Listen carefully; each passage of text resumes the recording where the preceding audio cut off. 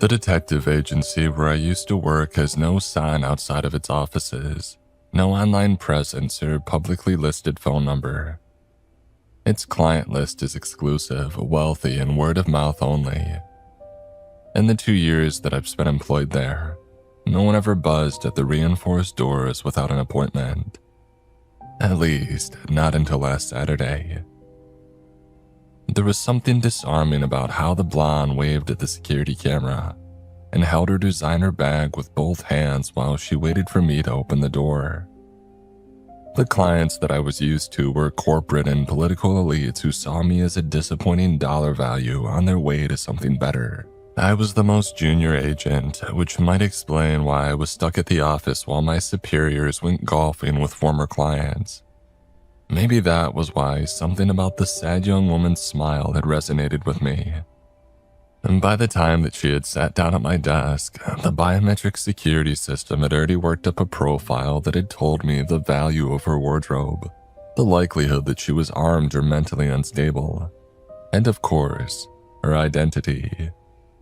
Even before the information flashed across my screen, however, I thought she looked familiar. She was Rosha Goldham, the recent widow of construction mogul Isaac Goldham. Isaac had been gunned down after hours at one of his work sites just over a week ago. "Before you ask," the blonde began, "I've already told all of this to the police. I can't blame them for not believing me. I can hardly believe it myself." I tried not to think about the 35-year age gap between Rosha and her deceased husband, or the fact that her shoes alone were worth more than what I made in a month. At the agency, we were paid on commission. If I could land Rosha Goldham as a client, I would finally be making the kind of money and connections that it took to succeed in this business. I did my best to look sympathetic as I leaned across my desk and asked how I could help. "I would tell you my name," the blonde said, "but you know that already, don't you? Just like how you know about what happened to my husband." I nodded. In situations like this, it was usually best to just let the client talk. "What you probably don't know," she went on, "is that Isaac wasn't alone. I followed him to the worksite that night, and I saw the man who killed him." I fought to keep the surprise off my face. As far as I knew, the police didn't have any leads on the Goldham case. Rosha, meanwhile, had already launched into a description of the crime. "Oh, it might sound silly to you, detective, but I went after Isaac that night because I thought he might be cheating. I mean, where else would a multimillionaire be going on a rainy Wednesday at 2 in the morning without telling his wife? At any other time, I'm sure he would have noticed me, but something had him distracted. He parked illegally a few blocks over and squeezed through a cut in the fence like he had been doing it all his life. My heels got stuck in the mud trying to keep up with them. Have you ever been in a construction zone after hours, detective?" I shook my head. "Oh, it's dark, real dark. Apart from the lights they leave on to keep away the copper thieves. There's big, shadowy piles of junk everywhere. Ragged plastic that rattles in the wind. Cords tangled on the floor like the tentacles of some monster." Rosha shuddered.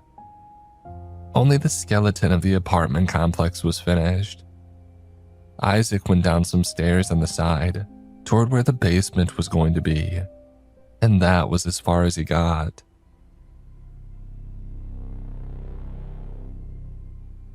What could he have been looking for down there, detective?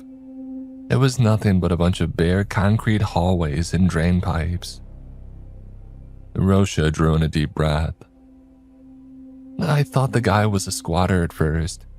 I mean, he had on this long coat and wide-brimmed hat, the kind that went out of style like 100 years ago. Anyway, I saw something gleam in his hand. It was the barrel of a gun. I screamed, Isaac turned, and the stranger started blasting. I've never heard anything so loud. And in the light of the gunfire, I saw him. He was so pale that I could see the veins beneath his skin. His teeth looked longer than they should have been, like his gums had rotted away or something, and his face was. The young widow buried her face in her hands. I got some hot tea from the coffee stand and I placed it in front of her. She wrapped her hands around the mug but didn't drink. "Oh, I'm sorry," Rosha sobbed. "After the shooting finally stopped, the stranger lifted a grate and climbed down a ladder. The police told me that it leads into the drainage tunnels." Rosha took the tissue that I offered her, blew her nose, and then suddenly looked up at me with fierce, tearful blue eyes. "You know what people are saying, right? A young widow, a big fortune, an unsolved murder. It doesn't matter what any jury decides. If this ends here, I'm going to be a pariah for the rest of my life." So it wasn't about justice. It was about her. I couldn't say that I was surprised. But if Rosha Goldham wanted to pay me several $100 an hour to go stomping through the sewers in search of a pale boogeyman in a trench coat, who was I to argue? I took down a few more details and promised to contact her as soon as I had something. My next call was to Mickey Falstaff at the records office. I don't know what my superiors had on Mickey, but he could get us any documents that we needed from the local government, without the red tape. I told him that I needed some maps of the sewer system. When he asked what for, I laughed and told him that I was hunting a ghost. For some reason, Mickey didn't seem to think that that was funny. He promised to send over the plans that I had requested, but he cautioned me to compare them to the past decades' missing persons reports before I did anything else. There was a significant overlap. I mean, of course there was. The drainage tunnel access points were likely to be in rough neighborhoods and isolated areas. Exactly the sorts of places where people were likely to disappear. It was so obvious that I wondered just what the hell Mickey had meant by that ominous warning of his.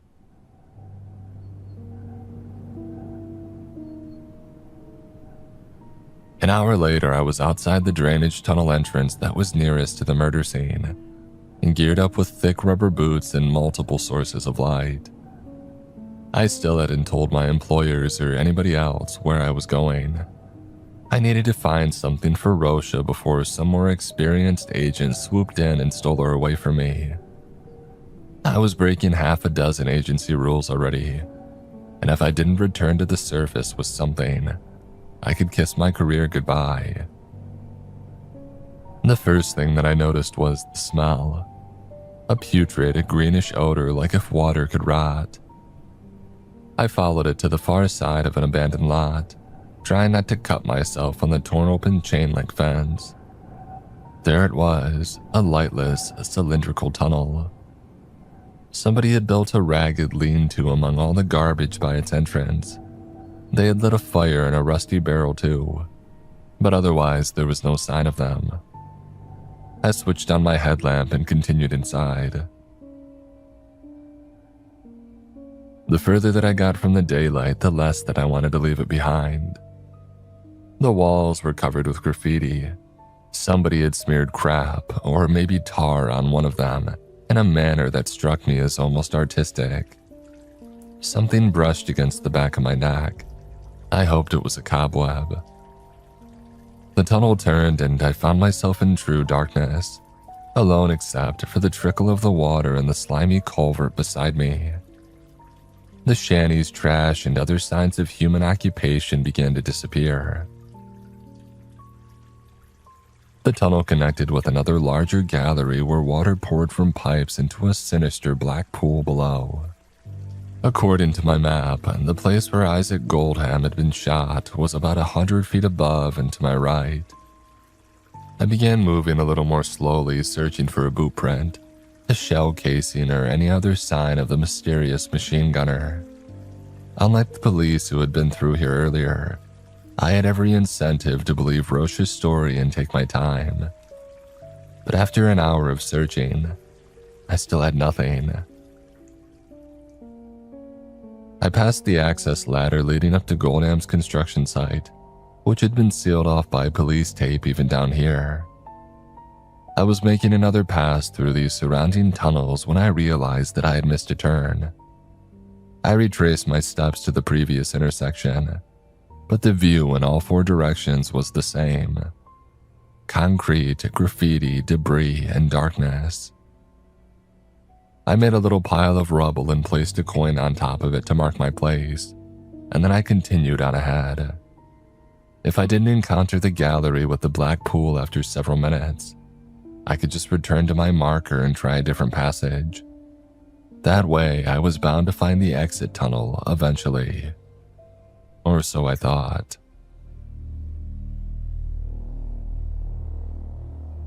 After 5 minutes of walking, there was no end to the first passage in sight. I turned back to try the second, but I never found my marker. As impossible as it was to believe, the shiny penny that I had placed there had somehow vanished. Who could it have been? One of the vagrants who inhabited these tunnels. A rat. I had seen several pairs of beady red eyes as I explored the tunnels, and every time I squeezed around a pile of rubbish, I hoped that I wouldn't look down and find a pair of yellowed teeth about to sink into my ankle. Without it, however, I was truly lost. I stayed that way until I stumbled across another passage, one that seemed less used than the others. Maybe it had even been part of an earlier construction that was never walled off. It wasn't where I had come from, but it might have been the path that Isaac Goldstein's murderer had taken. If so, it would also give me a way out of the sewers. The tattered piles of wood and trash that clogged it hadn't been left by the homeless. They had been dragged in by flooding water and left behind when it receded. Something skittered along the wall as I brushed aside the ragged remains of a tarp. And that's when I saw the door. An old, thick piece of bare metal with a waterproof seal. This, I was sure, didn't appear on Mickey Falstaff's maps. I rummaged in my pack for a crowbar and shimmied the seal open until I could cut the lock. I noticed uneasily that the door could be padlocked from either the inside or the outside. There was no scurry of vermin within. It was just a dank, narrow hallway. But at its end was a white, panel-frame door, like something out of an old-fashioned house. There was even an iron porch lamp above it. If I strained my ears, I thought that I could even hear music. A woman laughed. A high-pitched, hysterical sound more suited to a cocktail bar than the depths of a sewer. And that eerily ordinary-looking door began to open, and for some reason my blood ran cold. I dashed back into the passage, switched off my headlamp, and crouched behind a heap of junk listening. "Oh, where are you going, Bert?" "Oh, I thought I heard somebody." A deep male voice slurred. The clack of fancy shoes echoed in the hallway. I caught a whiff of old-fashioned cologne, cigar smoke, whiskey, and gun oil. I held my breath. "No, there's nothing out there but the rats," another man yelled. "So you'll fit right in." There was another peal of laughter. Then came a clatter of clanging metal and a grunt of surprise. Bert had found the lock that I had cut. "What the hell?" he mumbled. I bit down a scream as something with a lot of legs crawled across my hand. "I know you're here, jackass," Bert shouted into the tunnel. "If you come out right now and don't make me go looking for you, maybe we can be friends. If not..." He trailed off and stepped out into the passage. Despite not having any source of light apart from the cracked open door behind him, the stranger navigated through the tangled junk with ease. An impossible thought occurred to me. He could see in the dark. If that was true, he would find me as soon as he turned around. I did some quick mental math, calculating the distance to the nearest bend in the tunnel, and then I made a run for it. The man called Bert spun immediately. The boom of his automatic rifle was deafening. "Oh, don't go," he shouted. "The fun's just getting started." I slipped in the slimy water and crawled on my hands and knees around the corner, panting.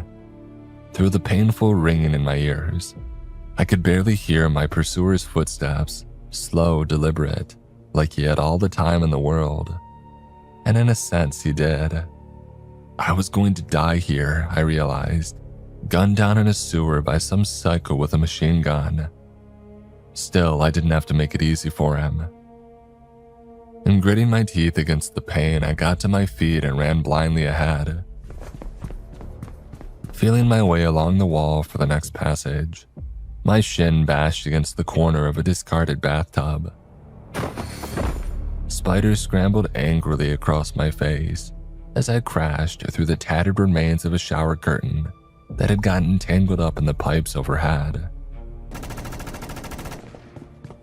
More ear-splitting gunshots lit the tunnel ahead. I had almost made it to the next intersection. The remains of a tin can exploded near my feet.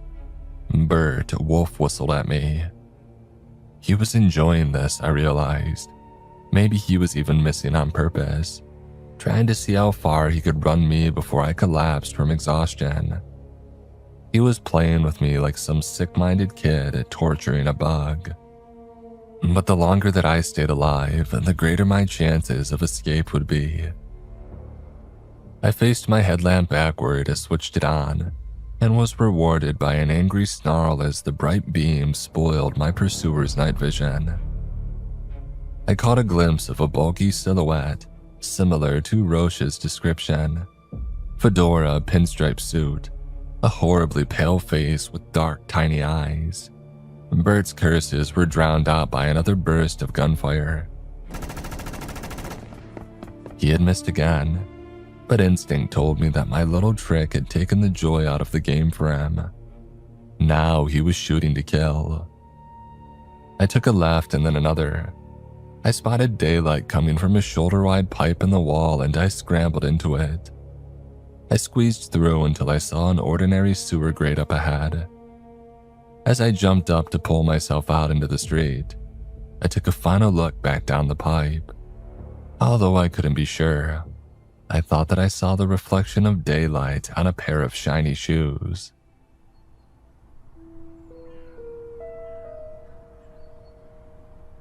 I had crawled out into a neighborhood of overgrown lots and shuttered rundown houses. The elderly woman and child on the opposite sidewalk avoided eye contact with me, and I couldn't say that I blamed them. I was filthy, wide-eyed, and cut in a dozen places. But I was alive. I had confirmed that the psycho from Roche's story was real. I even had some idea of where to find him.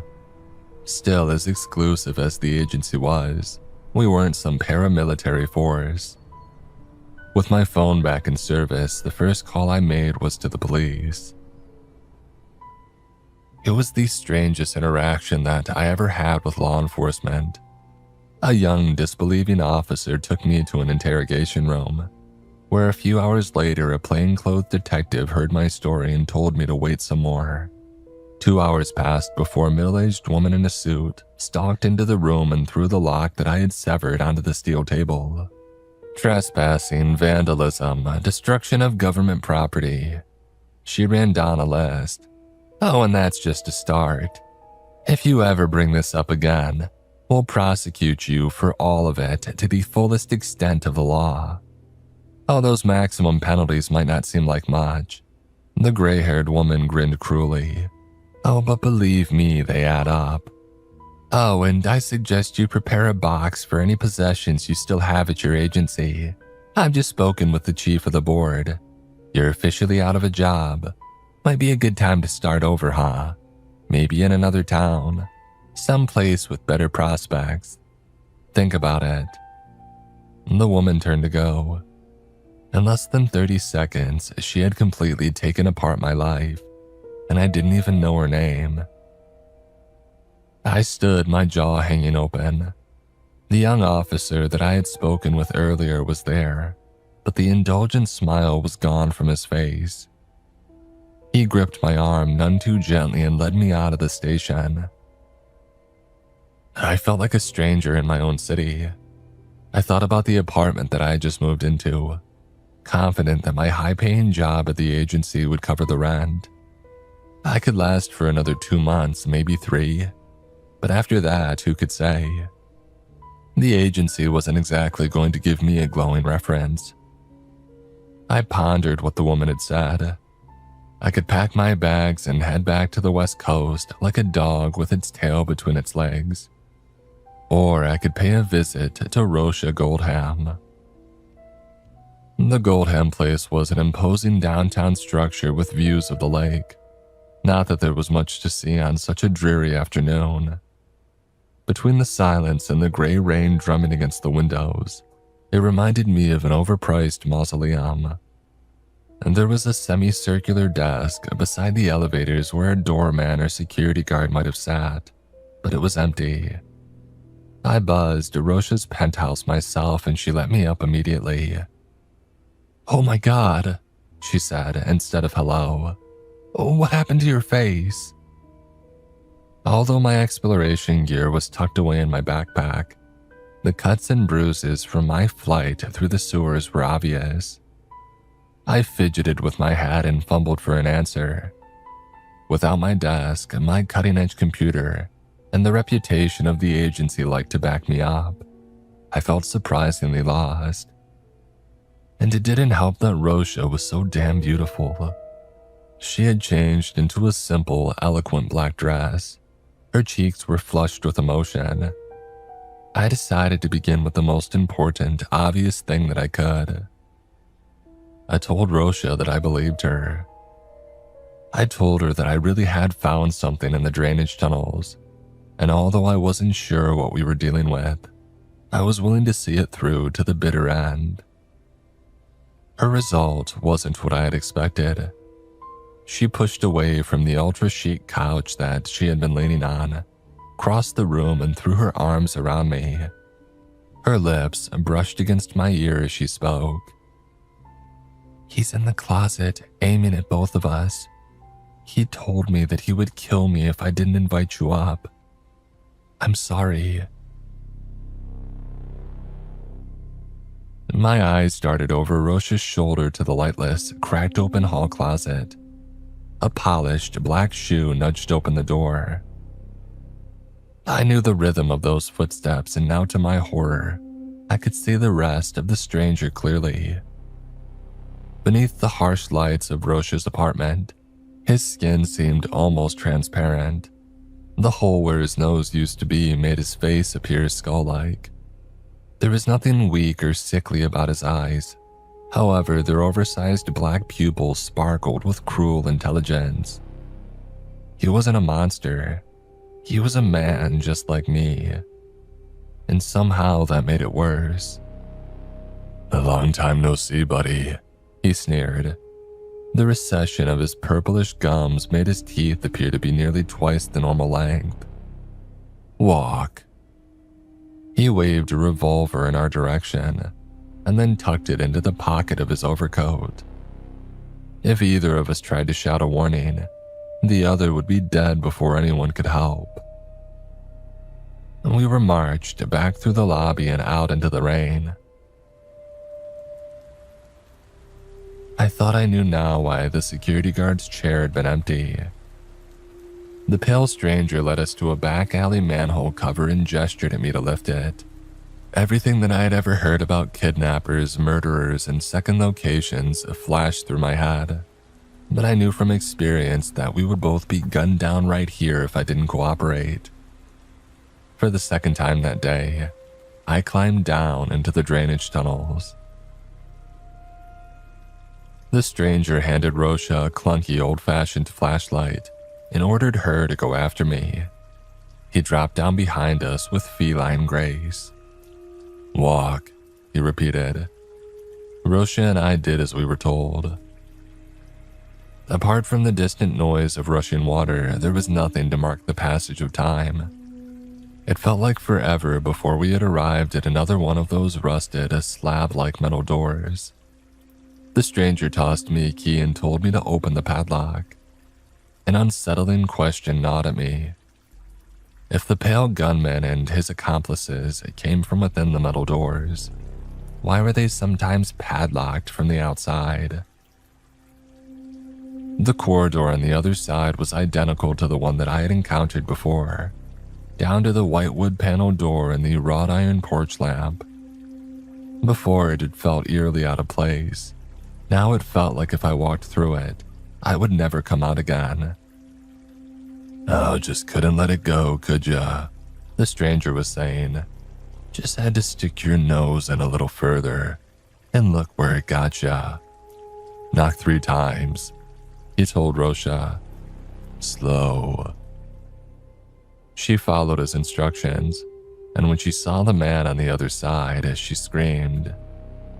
A hideous growth covered half of his face, swelling shut his right eye, but I had no doubt that he could see well enough to use the machine gun that he was holding. A shiver ran through me.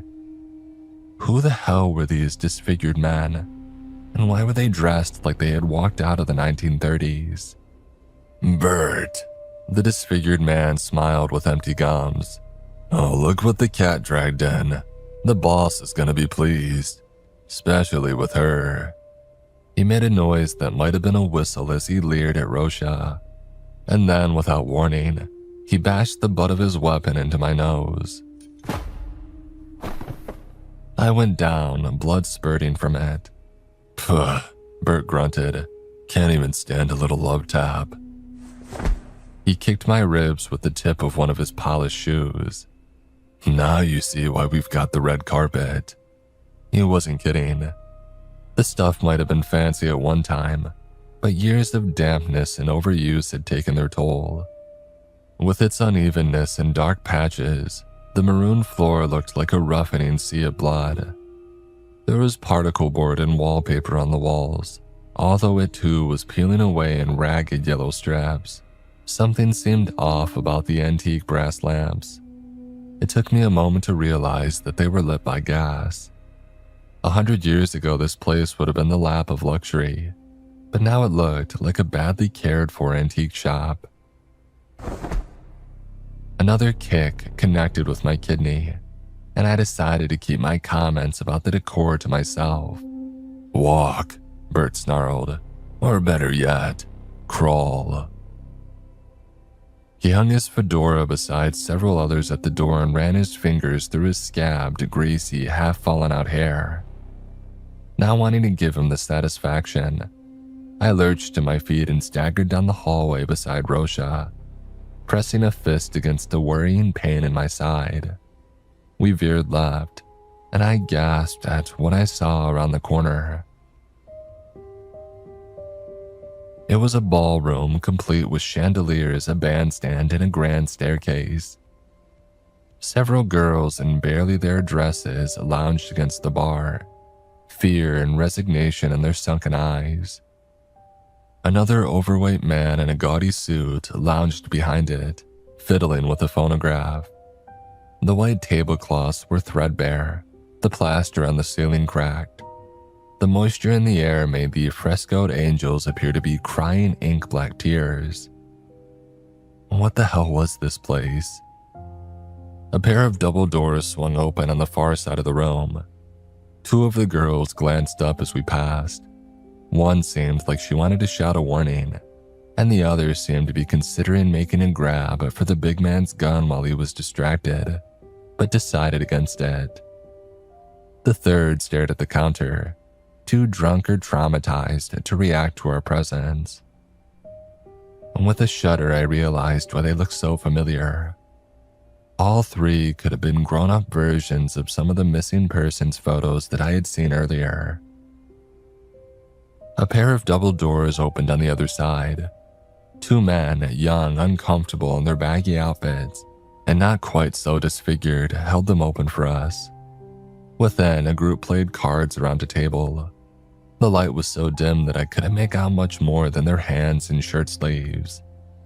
"This is them, boss," Bert announced, bowing his head respectfully. The large man at the rear of the table waved a large, scarred hand. The other card players backed away into the shadows. He snapped his fingers and somebody brought him a gin and tonic on a silver plate. For a minute, there was no sound but the hammering of my heart against my chest. Then the man that they called Boss finished his long, slow sip. "Let me ask you a question," he said, arms wide open and treacherously friendly. "Just who do you think you're dealing with here?" These psychos were going to torture us to find out what we knew and then kill us. I could see that clearly now. It might be slower or faster, more or less painful, depending on what I said. But no matter what, the outcome would be the same. Rage boiled over inside of me. "A bunch of freaks in cheap suits," I snapped. "You're something out of a bad gangster movie." Bert moved to hit me, but the boss held up a hand. "Oh, a gangster movie, huh?" he mocked. "You've ever heard of somebody called Alphonse Capone?" I glared. Chicago's most famous crime boss had been dead for nearly a century, but just about everybody in the city knew his name. "Okay, I'll take that as a yes. Let me ask you another question. You really think a guy like that with all those millions would just let himself get locked up behind bars? There have always been lookalikes willing to go to prison to protect their families, and there have been tunnels in this city since the 1860s. "So what?" I snorted. "You want me to believe that you're Al Capone?" "His great-grandson, actually. And if you're asking yourself why we're allowed to go on doing business down here, just look at what happened to Mr. Isaac Goldham. Murdered by a guy with no fingerprints, no birth certificate, and absolute loyalty to me. How many others do you think we've washed over the years? Why get rid of us when we can be so useful to the powers that be?" "And the disappearances," I challenged. "Well, I mean, we gotta repopulate somehow, right?" The boss laughed. "Our connections up top take care of the rest. They keep us in good food and good liquor, even send down medicine to keep us from getting any, sicker. And in return, we do what we do best." I thought about the weird facial sores, the rotted off limbs and skin that never saw sunlight. Hadn't the real Al Capone died of syphilis? Regardless of whether there was any truth to what this psychopath was saying, the symptoms lined up. I was no doctor, but even I knew that the horrible mutations that I had seen down here could be prevented if treatment happened early enough. But did the boss and his goons know that? If somebody up above wanted to control and use these twisted underground hitmen, then making them medically dependent would be a perfect strategy. "Oh, it's been nice talking to you. We don't get many visitors down here, you know," the boss commented. "And besides, there's something, I don't know, refreshing about spilling your guts to some stranger. Confession's good for the soul, they say. And while they've got plenty of ladies and liquor down here, we ain't got no priest. They take their secrets to the grave, you know. And you will too." The boss leaned forward and grinned. From the top of his nose to the bottom of his chin, the center of his face was a single gruesome, weeping sore from which his teeth stuck out at jagged angles, like bent tombstones. He snapped his fingers again and strong hands closed around Rosha and I, pulling us apart. I fought to hang on to her, but somebody punched me in the stomach.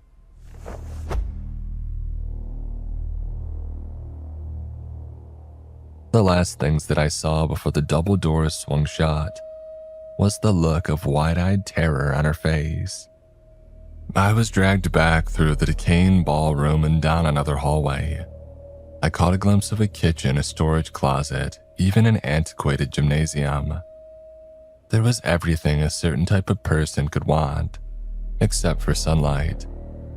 And then it was out another door, down a flight of slime-covered stairs, and into a dripping concrete corridor lit only by Bert's flashlight.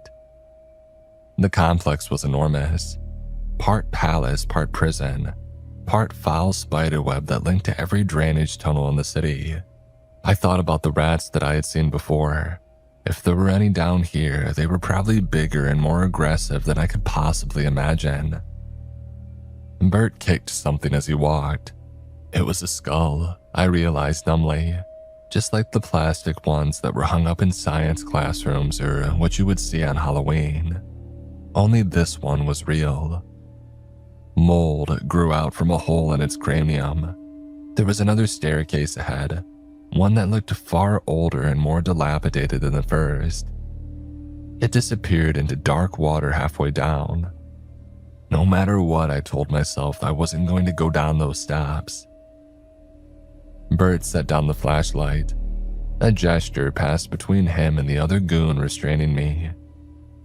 Before I knew what was happening, Bert had pinned me by my throat against the grimy wall while the other pulled off my clothes. Laughing, they shoved me down the slick stairs and into the water.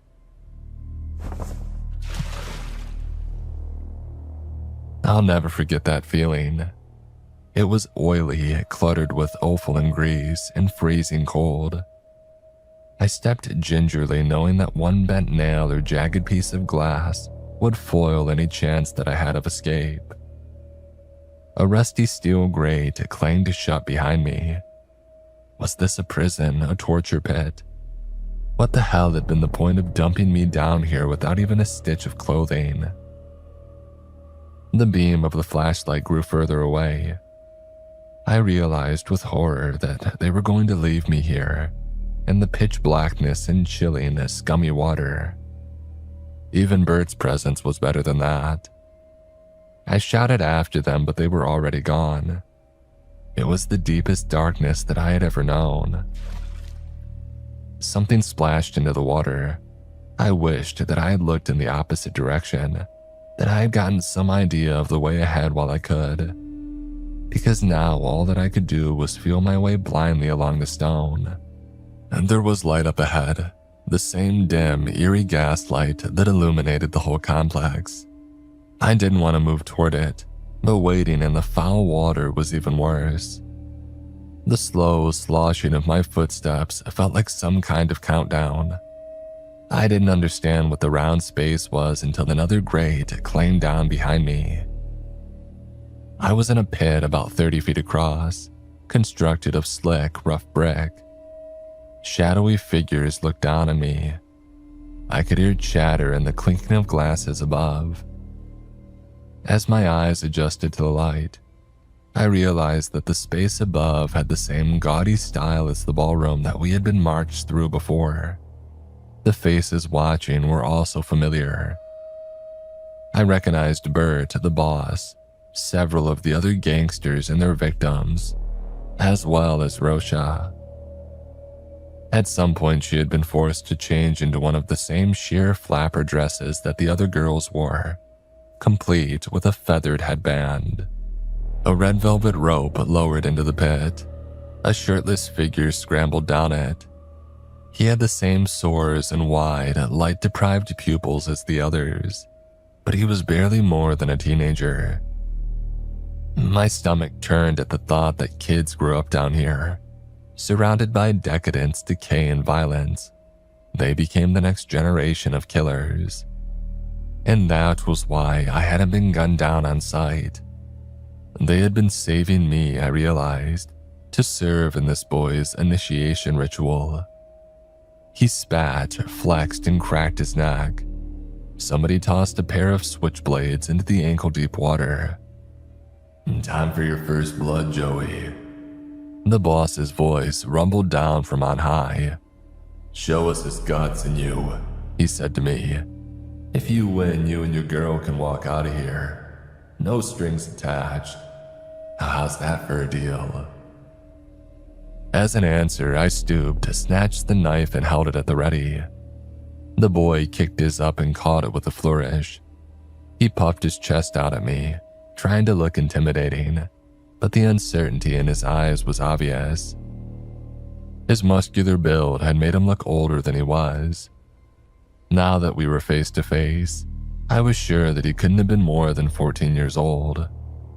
Now, I was no Navy SEAL, but the agency didn't hire anyone who couldn't handle themselves in a fight. The kid lunged, but he didn't overextend. Somebody had trained him well. He kicked water at my face before his next cut, but the motion threw him off balance. I dived in and shoulder tackled him while he still had one hand in the air. The boy tried to stab downward into my shoulder, but the blade fell from his hands and clattered away. The room echoed with boos and cheers. I lifted my knife on high and the boy cringed. I hesitated, and that was all the advantage that he needed. He elbowed the side of my head and rolled me. He pinned my wrist, bashing it again and again into the ground until I let go of my only weapon. His strong, bone-white fingers gripped my throat. As I struggled to break free, he headbutted me, and then leaned in and whispered into my ear, "Play dead. Even if you win, they'll shoot you anyway." It sounded much less like a lie than what the boss had told me. The boy pretended to strangle me and I played along. My nose was already bleeding, and the blood in the water made the lie look more real than it might have otherwise. "Oh, that was quick," Bert complained. From where I floated with my eyes shut tight, I could hear the clunking of his enormous antique gun. "Oh, say boss, how about I light him up a little bit? That guy had me running all over the city." "Save it," the boss cut in. "I need you to go take out this law student up by Devon Avenue. She's been asking some ugly questions about where the public works money goes." Still grumbling, Bert lumbered off. "That was some fast thinking, Joey. I was afraid that he had you for a minute." The boy's footsteps splashed as he walked to the pit wall and scrambled back up the velvet rope. Rosha was crying. "Flush him," the boss sighed. Another grate screeched open.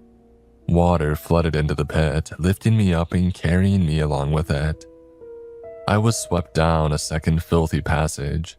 Clumps of algae, discarded cans, and worse things brushed against me as I passed. The light at the end of the tunnel was getting further and further away. I clenched my teeth to keep from crying out as I bumped against a pile of something jagged. I couldn't see what this stuff was, but it was everywhere, piled so thick and tall that water could barely slip through. As something brushed against my bare foot, I reached out and gripped it, afraid that it was some kind of horrible underground creature. But it was only the leg of the pants that I had been wearing earlier. The rest of my possessions followed behind. They had been disposed of right along with me, and among them was my waterproof headlamp. I switched it on and finally realized what the water had pressed me up against. Human bones, an entire wall of them, clotted with the ragged remnants of clothes and belongings. Although some were adult, the majority were the malformed remains of those younger, the unwanted, I suppose, of the human monsters upstairs. At the top of the hideous mound, there was another grate. I climbed hand over hand, trying not to think about what supported me, or how long it would be able to hold my weight. The grate above was locked, of course it was. I had avoided a quick death by gunfire only to earn a longer, far more terrible one of starvation in the dark. There was another splash in the water down below, similar to the one that I had heard earlier. I angled my headlamp down. Half a dozen blind, red eyes stared back at me. Maybe my death wasn't as far away as I had thought. Just as I had feared, they were the biggest rats that I had ever seen. Their lips peeled back when they saw me. They climbed hungrily and without a hint of fear, given the pile around them. I figured they had been surviving on human flesh for quite some time now. I kicked at the nearest one. It dodged easily, leapt, and sank its fangs into my leg. It was the size of a cat. Its black fur sleek and oily beneath my fingers as I fought to pull it away.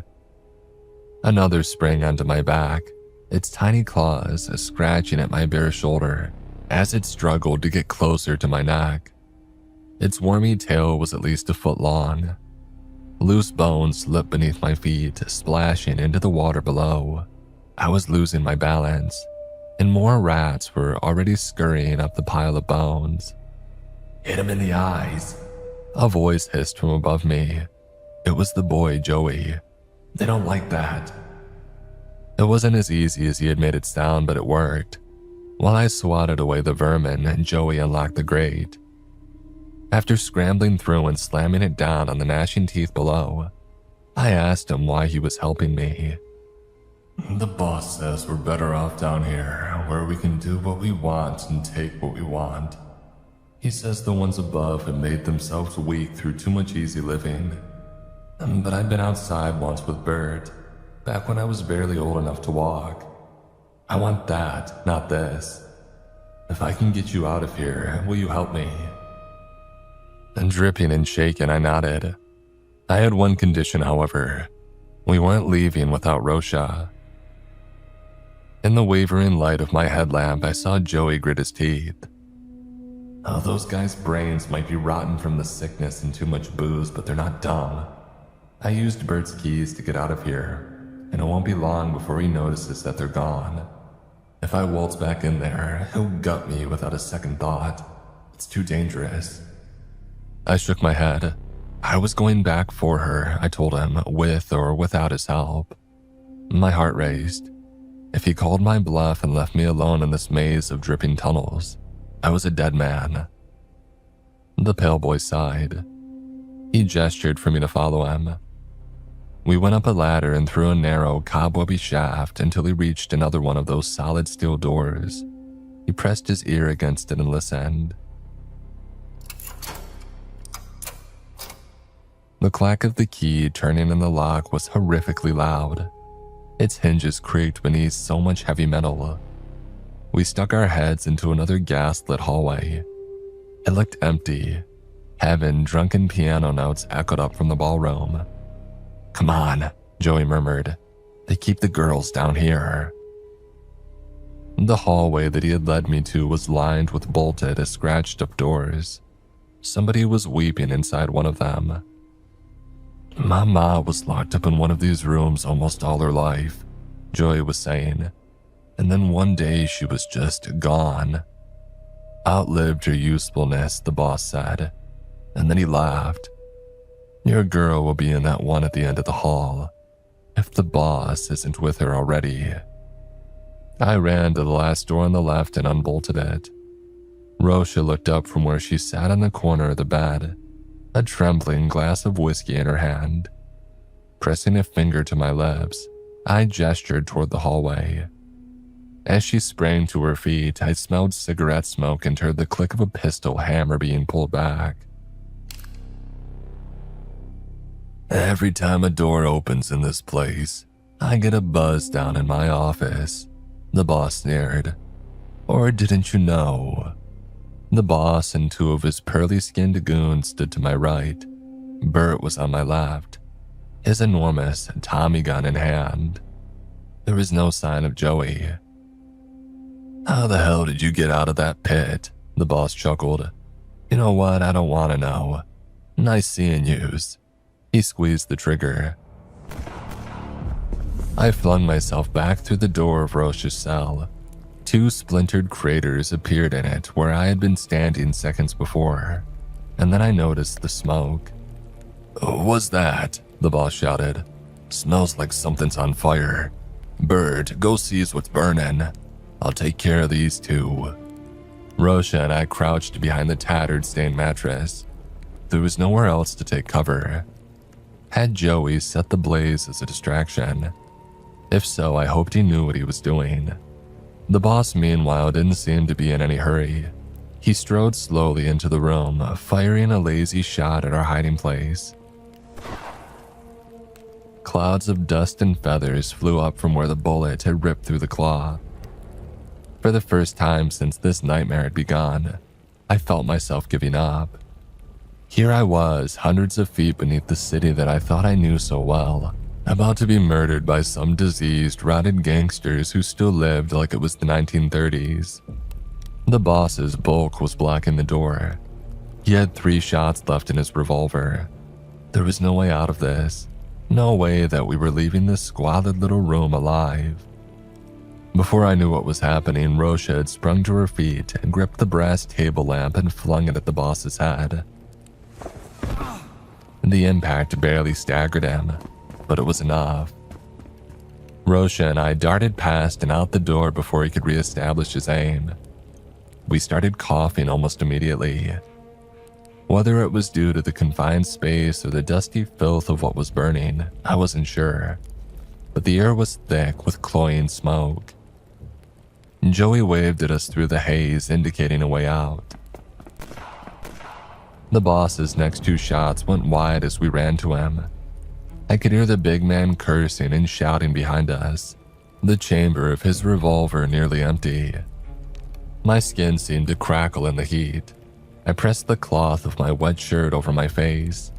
I was sweating more than I ever had in my life, and with each passing second it was getting harder and harder to breathe. The staircase that we took crumbled into embers as we sprinted up it. From the rubbery odor in the air, the soles of my shoes were beginning to melt. The lights went out. Somebody had shut off the gas that powered the place's antique lighting.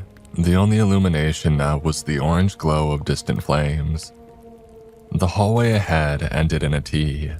Wails, screams, and a burst of gunfire reverberated from the left. Our little group veered right. Joey led us past a slime-covered empty swimming pool and through the remains of what appeared to have once been a bowling alley. Its peeling plaster now hung like Spanish moss from the ceiling.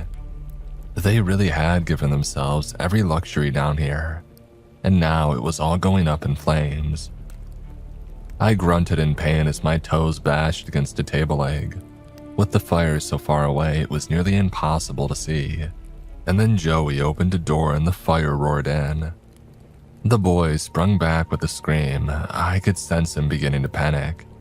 The fire had changed course and burnt up his plans along with the gaudy wallpaper. "You got this," I reminded him. "You know all the ways out of here, and we're going to get to one before they find us." Joey looked at the wickedly curling flames in front of us and nodded. He didn't look convinced. We doubled back, and although we hadn't seen or heard anyone, I found myself still scanning the dark corners for Bert. The hallway where we had heard the gunfire was now suspiciously empty. As we crept down it, I knew that I would feel this hellish heat and see this awful orange glow in my nightmares until the day that I died. The smoke grew thicker every second until at last, we were in front of a thick metal door. The same one that we had come in through, I realized. Joey's fingers shook as he fiddled with the keys. "It's not working," he coughed. "Birdie must have changed the locks." The fire was here now, creeping around the corner like a living thing. "Give me those." Rosha grunted through the cloth that she held over her face. The padlock gave in on her second try. Joey must have been too tense to realize that he had been using the wrong key, but it didn't matter now. We rushed out into the damp but cool air of the drainage tunnels, and didn't wait around to see if anyone followed. I switched on my headlamp and did my best to decipher a route back to the surface. "Do you think they escaped through one of the other exits?" Rosha asked. Joey shrugged. "I don't know. The boss and the rest of them can burn for all I care. To think that I used to look up to them, that I wanted to be like them." The boy trailed off sickened. I tried to slow my heaving breaths, swept the beam of my headlamp from side to side, and I listened for footsteps that never came. 4 minutes later, we were standing beneath the rainy, light-polluted night sky, so happy that we could have kissed the concrete. Gawking at the bright lights and tall buildings, Joey muttered that he needed some place to lay low for a while. He was an undocumented miner, and even after a lifetime underground, he could guess how difficult that would make life up here on the surface. Rosha wanted to go straight to the authorities. I thought about the gray-haired woman who had threatened me earlier and told her that that probably wasn't a good idea. There's a hotel used by the elite in town, Rosha told us. A place with no cameras where nobody checks IDs, and they forget your face the moment that you're through the door. I'll get us a room and give you the number. But right now you need to get yourself shots for rabies, tetanus, and a dozen other things. Go see a doctor and don't worry. I can take care of the kid. I'm not just some kid, you know, Joey protested. I saved both your asses back there and you'd better not forget it. We told him that we wouldn't. A haze of smoke from the underground blaze filled the rainy air. In the distance, I heard the wail of sirens. If we didn't want to answer some very uncomfortable questions, it was time to disappear. Rosha made a phone call, then gave me an address and a room number. As I watched her and Joey walk off into the night, I glanced uneasily over my shoulder at the mouth of the drainage tunnel. For some reason, I couldn't help but feel like I was making a terrible mistake.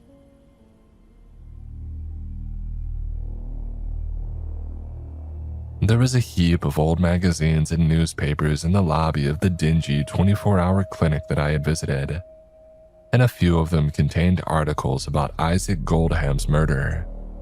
A multimillionaire, a real estate developer. He had gotten into a dispute with the local government over his next build site, and while the official causes were blurry, I knew the true reason. The structure was going to be built right on top of the complex that Rosha and I had escaped from. There was a possibility that the construction would have brought to light the horror beneath our feet. I thought about all the whistleblowers and reformers who had died in this city under mysterious circumstances, and I felt a shiver run up my spine. How many of them had seen the same sight in their final moments? A man with pearly white skin and a half-rotten face, flexing a knife, a garrote, or automatic weapon in his gloved hands. A living ghost who couldn't be traced. The perfect assassin for those in power. With my doctor visit complete, I hurried to the hotel address.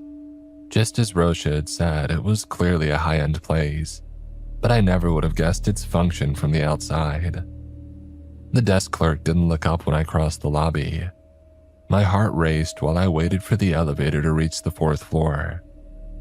I hadn't realized how much in a single day these people had come to mean to me. Maybe right now Rosha was drying her hair after showering off the filth of such a nightmarish day. Maybe the kid Joey was sitting transfixed in front of the color television. 414, that was their room number. But as the elevator doors opened, I realized that its door was standing open. There's no need to describe what I found on the other side. It was easy enough to imagine. A hotel for the elites, Rosha had said. And maybe the desk worker was more observant than he had appeared. Maybe the employers of those psychos had told their contacts to keep an eye out for a slim blonde woman and a buff, pale teenager.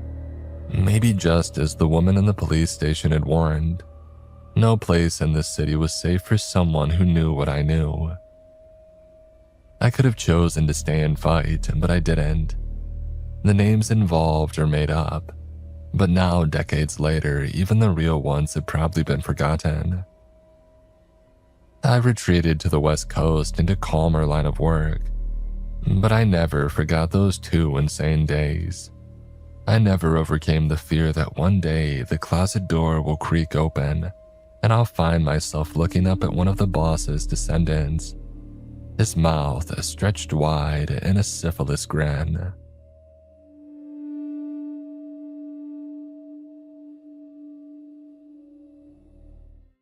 And today's episode is sponsored by Rocket Money. One thing I've been trying to get better about lately is actually knowing where my money goes. It's amazing how easy it is to lose track of subscriptions or little purchases that don't seem like much until they all add up. And that's where Rocket Money has been really helpful. It puts all of your checking, savings, loans, and investments into one dashboard, so you can actually see the full picture instead of bouncing between a bunch of different apps. It also tracks your subscriptions and it can help you cancel the ones you don't want with just a few taps. In fact, Rocket Money has helped users save over $880 million in canceled subscriptions. You can also set budgets, create saving goals, and get alerts for things like large purchases or upcoming bills. And users who create a financial goal with Rocket Money save over $70 on average within the first 30 days. Rocket Money is a personal finance app that helps find and cancel unwanted subscriptions and monitors your spending and helps lower your bills so that you can grow your savings. Let Rocket Money help you reach your financial goals faster. Join at rocketmoney.com/Mr. Creeps. That's rocketmoney.com/Mr. Creeps. rocketmoney.com/Mr. Creeps.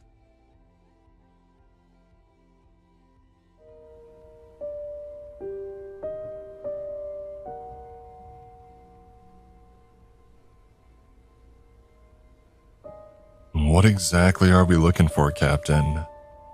The question was asked by Company First Sergeant Jacobs as we marched through a forest deep in southern Germany.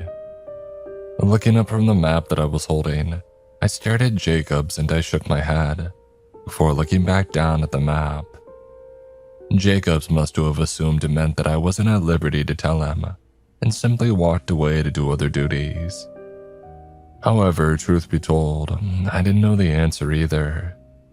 The night before at the battalion command post, the old man had told me that I was to take my company and sweep the area for German forces. For the past few days, aerial reconnaissance noted large numbers of enemy trucks driving along uncharted roads in this sector, and so High Command wanted to find out where they were heading to. The forest had no major population centers or positions of known strategic importance, so it seemed strange to have so much activity there. Was there an operations base there, where the remnants of the German military could stockpile weapons and supplies for future resistance? Was there a POW camp or maybe one of those terrible prisoner camps being discovered all over Germany? Nobody really knew, and it was up to me and my company to find out.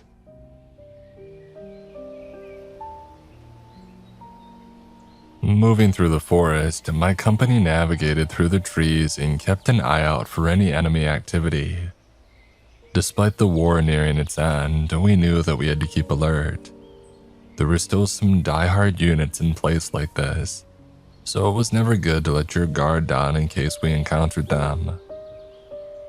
With reports of trucks rolling around this area, I felt that such units were most likely present.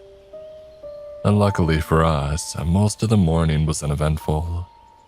Our search through the area found nothing but trees and rock. After resting at noon in order to eat, we soon continued our search, moving along the same direction until the lead platoon encountered a trail. Following this trail, we soon saw two trucks halted in the middle of the path. Meanwhile, dead German soldiers could be seen in and around the vehicles. Cautiously approaching the trucks, the leading squad quickly made sure that it was clear before securing the surrounding area.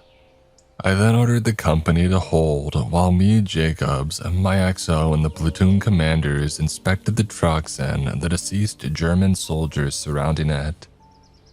Were they ambushed? Second Lieutenant Henry Arnold, commander of 3rd Platoon, asked as he stared at the trucks. To our surprise, the vehicles had various damage on their cabins and their truck beds.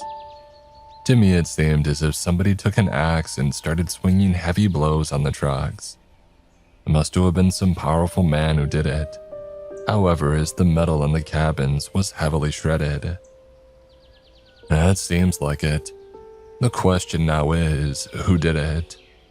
My XO, First Lieutenant Daniel Jenkins, replied, as he inspected the dead men on and around the trucks. Like the vehicles, they seemed to have been attacked by an axe-wielding assailant, as they had limbs sliced off. It was an awful sight, and many of the men who were battle-hardened veterans of countless battles had to look away from the terrible carnage. There aren't any resistance groups here, Second Lieutenant Henry Merrill said. I nodded at this, and I remembered the briefing we had at battalion headquarters a few days before. The area that we were in was deep in Germany, and the people were either loyal or too afraid to resist. Perhaps they were on their way to surrender to us and were ambushed by the die-hard forces. I saw Sergeant Jacob shake his head at this. "Oh, I doubt it, sir. Based on the direction their trucks are pointing, they would have been heading away from our lines and not towards it." "Then who could have done this and why?" Jenkins asked, but nobody could answer. Instead, we stared at the gruesome sight, confused and worried. Reporting what we encountered to battalion headquarters, I told them that we were unable to find out who was responsible for the destruction of the 2 German trucks and the death of its occupants. A sweep around the area found no signs of those who attacked them. The only sign that a battle had occurred was from the bullet casings that the Germans fired and their dead bodies. Acknowledging the information, headquarters told us to be on high alert and to continue our search around the area. With that, I ordered the company to follow the trail and to keep their eyes open for any hostile activity. I didn't want any of my men to meet the same fate as the Germans on the trucks had. However, as we marched along the trail, the sight of the dead German soldiers and the unknown reasons behind their deaths continued to plague my mind. For some reason, I wanted to turn back to the safety of our lines, but with no good reason to do so, I knew that we had to continue. The sight of 2 truckloads of German soldiers found dead on a trail would not ease the old man's anger at me if I told him I'd chickened out and failed to meet my objective. And the next hour of the march was without excitement, as we went along the trail and encountered nothing but the noise of the forest. Eventually, though, 3rd Platoon, which was at the head of the company, reported to have found a heavily fortified mine entrance. Wasting no time, I quickly moved forward and joined Arnold, as he and his platoon laid prone in a depression that was covered with thick underbrush. From there, I could see flat open ground which was covered with barbed wire, and it had a concrete bunker covering it. Next to the bunker was a gun emplacement for a German 88. Meanwhile, behind the bunker were 2 watchtowers that guarded the concrete entrance that led to a tunnel on the side of a mountain. "The trail leads all the way there, sir," Arnold said before frowning. "It seems to be heavily defended, but there's something that you should know, sir." Before he could continue, I suddenly saw what he was most likely trying to tell me about. Staring through my field glasses, I saw a body laying on the ground, unmoving and seemingly dead. Then I noticed other bodies, around a dozen of them all over the enemy position. It seemed that the garrison there had already been taken out. Looking away and turning towards Arnold, I stared at him with disbelief. Seeing my expression, he must have known that I already saw the dead German soldiers. "Have you seen any sign of activity in those positions?" I eventually asked. "None, sir," Arnold said. "Me and the platoon sergeant observed the bunker, the gun emplacement, and those watchtowers, but saw no Germans aside from that dead. It could be a trap, but I'm not sure. If it is, it's one gruesome way to draw us in." I nodded. The terrain in front of the bunker was a killing ground. If we crossed, we would be completely exposed. If this was indeed a trap, then the Germans could fire at us from hidden positions that we haven't seen yet. But was it really a trap? It seemed strange for the enemy to bait us using dead men. It just didn't seem right. Maybe it wasn't a trap after all. Maybe this was the work of the same assailants that ambushed the 2 trucks earlier. That thought concerned me a lot. If it was the work of that unknown party, why haven't they made contact with us yet? Did it mean that they were hostile to both the Germans and us? We didn't know the answer, but we had to find out. To do that, however, we had to secure the enemy position ahead of us, and with that, I prepared the company to advance. The first to go forward would be 3rd Platoon. I ordered them to move up the trail and head towards the enemy bunker. As they advanced, the rest of the company would cover them, watching both the enemy fortifications and the high ground behind it, just in case there were enemy positions there. If they encountered heavy enemy fire, they were to turn back and regroup. As it turned out, their advance was met with no resistance. Eventually, they had reached the German positions, cleared and secured it, before signaling to us that it was safe for the rest of the company to join them. Reaching the position, I immediately inspected the dead German soldiers, and I looked down with dread to see that they had similar injuries to those from the ambush trucks. Dried blood could be found everywhere, bullet cases littered the ground, and severed limbs were scattered all over the place. It was an all too familiar sight. There was no doubt in my mind that they too were attacked by the same unknown party. And the question now was, who were they, and where were they now? Radioing headquarters, I reported our position to them and told them what we found so far. In my conversation with the commander, I noticed that the old man seemed to be more interested in news of us finding a mine than the report that unknown parties had attacked and killed the German garrison that guarded its entrance. His excitement regarding the former was probably because of the treasures that German mines seemingly held. Over the past month, Allied units had been finding mines that German authorities used as storage areas. Sometimes they used them to stockpile weapons and supplies. Other times they used them to hide their spoils of war. The old man was excited to find out what we had stumbled upon. Because of that, he ordered me to inspect the mine, while he and another company from the battalion moved towards our location. He wanted the inside of the mine inspected and secured by the time that he had arrived. I would have preferred not to bring my men inside. We weren't sure who was still down that mine, and if we ended up in a fight, a battle in confined and dark areas would be a nightmare. But I had orders to follow, and I didn't want to be on the old man's bad side once he had arrived. All I could do now was hope that whoever killed the Germans out here were friendly to us, and had also eliminated any Germans inside of the mine. Leading 2nd and 3rd Platoon into the mine, I left 1st Platoon and the Weapons Platoon under the command of Jenkins outside.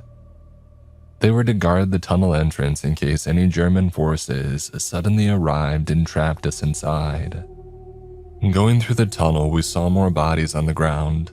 Some of them had been stabbed and others had limbs cut off. As I observed the bodies all over the tunnel, I couldn't help but wonder if they died trying to head into the mine or trying to get out of it. Managing to reach the end of the tunnel without incident, we found a large elevator platform. Just like other parts of this place, its floor was covered with dried blood. After inspecting the elevator to make sure that it was safe, a squad with the 2nd Platoon commander, 2nd Lieutenant Justin Trevor, was lowered down.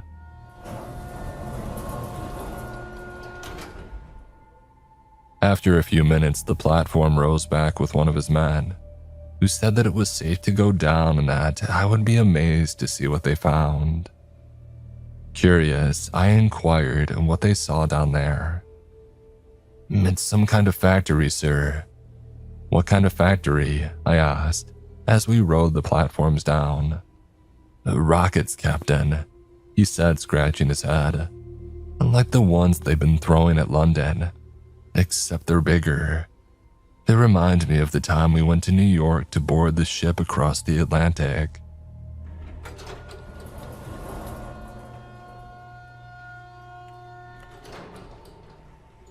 The rockets were indeed bigger.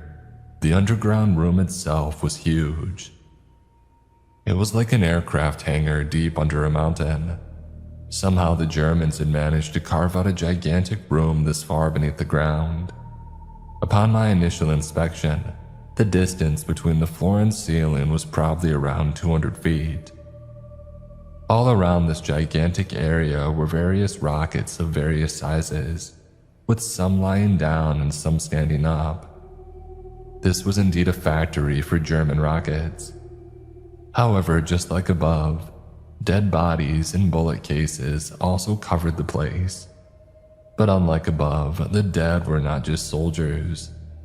Instead, it was a combination of soldiers and civilians, with the latter most likely being the technicians and laborers who worked in this facility. The presence of death within the mine itself told me that the unknown assailants had gotten in here too. Whether they were still in here or not, I wasn't sure, but the sight of so many dead was concerning. With us still not knowing what their intentions were, I ordered the men to keep their eyes open and to be careful at every corner. For all we knew, they might not be targeting just the Germans. As we began to search the area, I couldn't help but inspect some of the rockets that were held there. There were rockets of various sizes, and I was amazed how the Germans were able to produce these large machines in such quantities. Clearly, their underground industry and infrastructure was far greater than what we thought. One of the smaller rockets in there was over 40 feet long and had a diameter of over 5 feet. Upon approaching one, I recognized them as the V2. It looked exactly just like the ones in the photographs the battalion S2 had showed us. And the other rockets, though, I could not recognize, but they were definitely bigger than the V2s. As we moved around the hangar and checked each rocket, it seemed like some of them were supposed to fit on top of one another. Now, I was no expert when it came to rockets, but it was obvious that numerous big rockets stacked together could extend the range of the last rocket on the stack. This made me wonder if the Germans had been developing a weapon that could hit further into Britain. Maybe they were even developing one that could hit America. Staring at the size of the rockets and their engines, I didn't think it was outside the realm of possibility. Looking around even more, I noticed a couple of strange rockets that stuck out from the rest. The first one was a small rocket around 40 feet long. This rocket had a small pair of wings that ran along its length, while at the front there was a canopy. Clearly, this one wasn't meant to be piloted. The thought of somebody riding a vehicle as dangerous as a rocket astonished me, and I wondered what unlucky pilot got assigned such a frightening job. The second strange-looking rocket was one that had a strange shape, one that made it resemble a bell and stood on 4 pylons that acted as its legs. Standing at around 60 feet in height and having a diameter of around 20 feet, it was definitely one of the bigger rockets there. Inspecting it, I noticed that unlike the others, it had no engines on it. Instead, the bottom was flat and there seemed to be no place for any of the rocket engines to be placed on. Another strange thing about them was that they had these large ramps on their side that led to the interior. Glancing inside, I could see that there were seats and controls in there, just like a cockpit. Seeing that made me wonder if what I was looking at was a rocket, since I assumed that those areas were supposed to be where the fuel was and not a cockpit. I was tempted to go inside and look around more, but I decided against it. There could be booby traps that could destroy the equipment and harm it. So I decided to leave it alone and let the engineers figure it out when they get their hands on it. There were 2 of the bell-shaped rockets in the hangar, with one seeming to have some form of major damage, while the other had a few dents on its hull, but it was largely intact. This latter rocket seemed to have been undergoing maintenance, however, since many of its panels were removed, while its machinery were littered all around it. As I continued to explore the hangar, one of the soldiers from 3rd Platoon approached me and said that Lieutenant Arnold had requested my presence.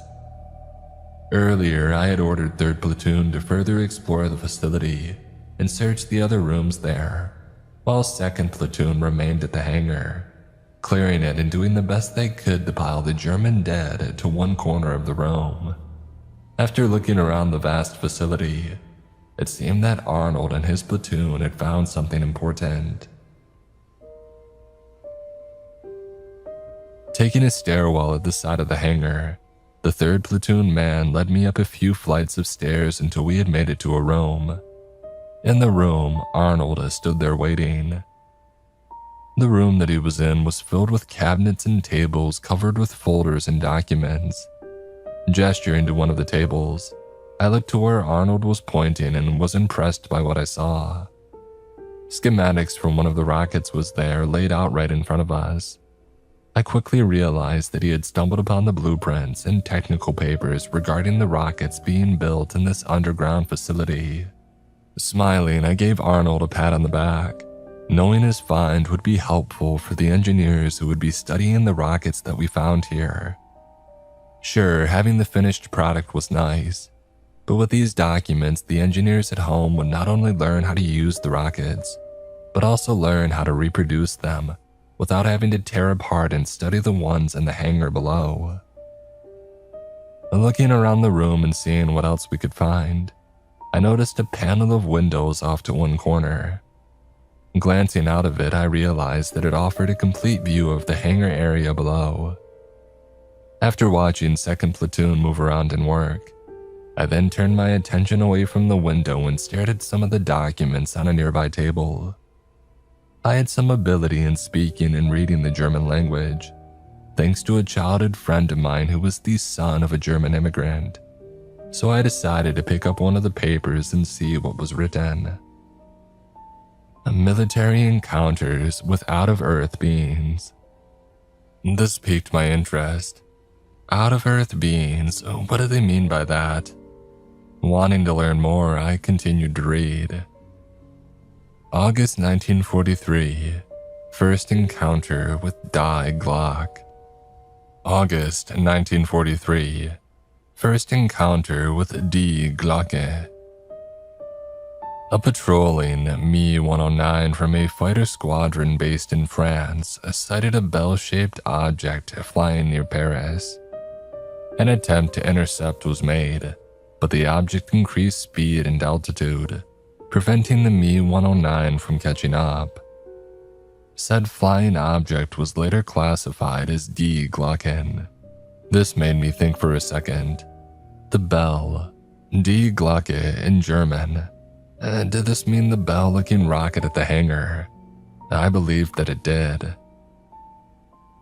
December 1943, second encounter with Die Glocke. A Glocke was flying south of Berlin, spotted by local anti-aircraft batteries. January 1944, third encounter.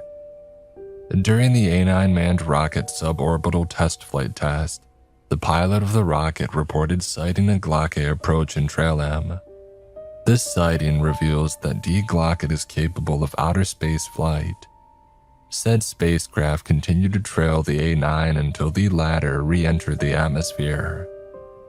February 1944, fourth encounter with Die Glocke and the sighting of a mothership spacecraft. And during the second suborbital test flight, the test pilot reported seeing a disc-shaped spacecraft in the distance. From this object, which would later be labeled as a mothership, he sighted a Glocke exit before moving towards them. The Glocke would trail the A9 until the latter re-entered the atmosphere. March 1944, fifth encounter with Die Glocke and the destruction of an A9 manned rocket. And during the A9's first operational mission, which was to conduct photo reconnaissance of Washington, D.C., the manned rocket was intercepted by a Glocke at an altitude of 390 kilometers above the Atlantic Ocean. The pilot reported seeing a bright flash of light emitting from Die Glocken before all contact and data from the A9 was lost. It was later determined that the loss of the rocket was due to an attack from Die Glocken through an unidentified weapon. After this incident, military high command has labeled these entities in orbit above the planet as hostiles. May 1944, a sixth encounter, and the shoot down of one by a Ju-88R1. After detecting an unidentified object flying over Nuremberg by radar facilities in the area, one Ju-88R was dispatched to intercept the flying object.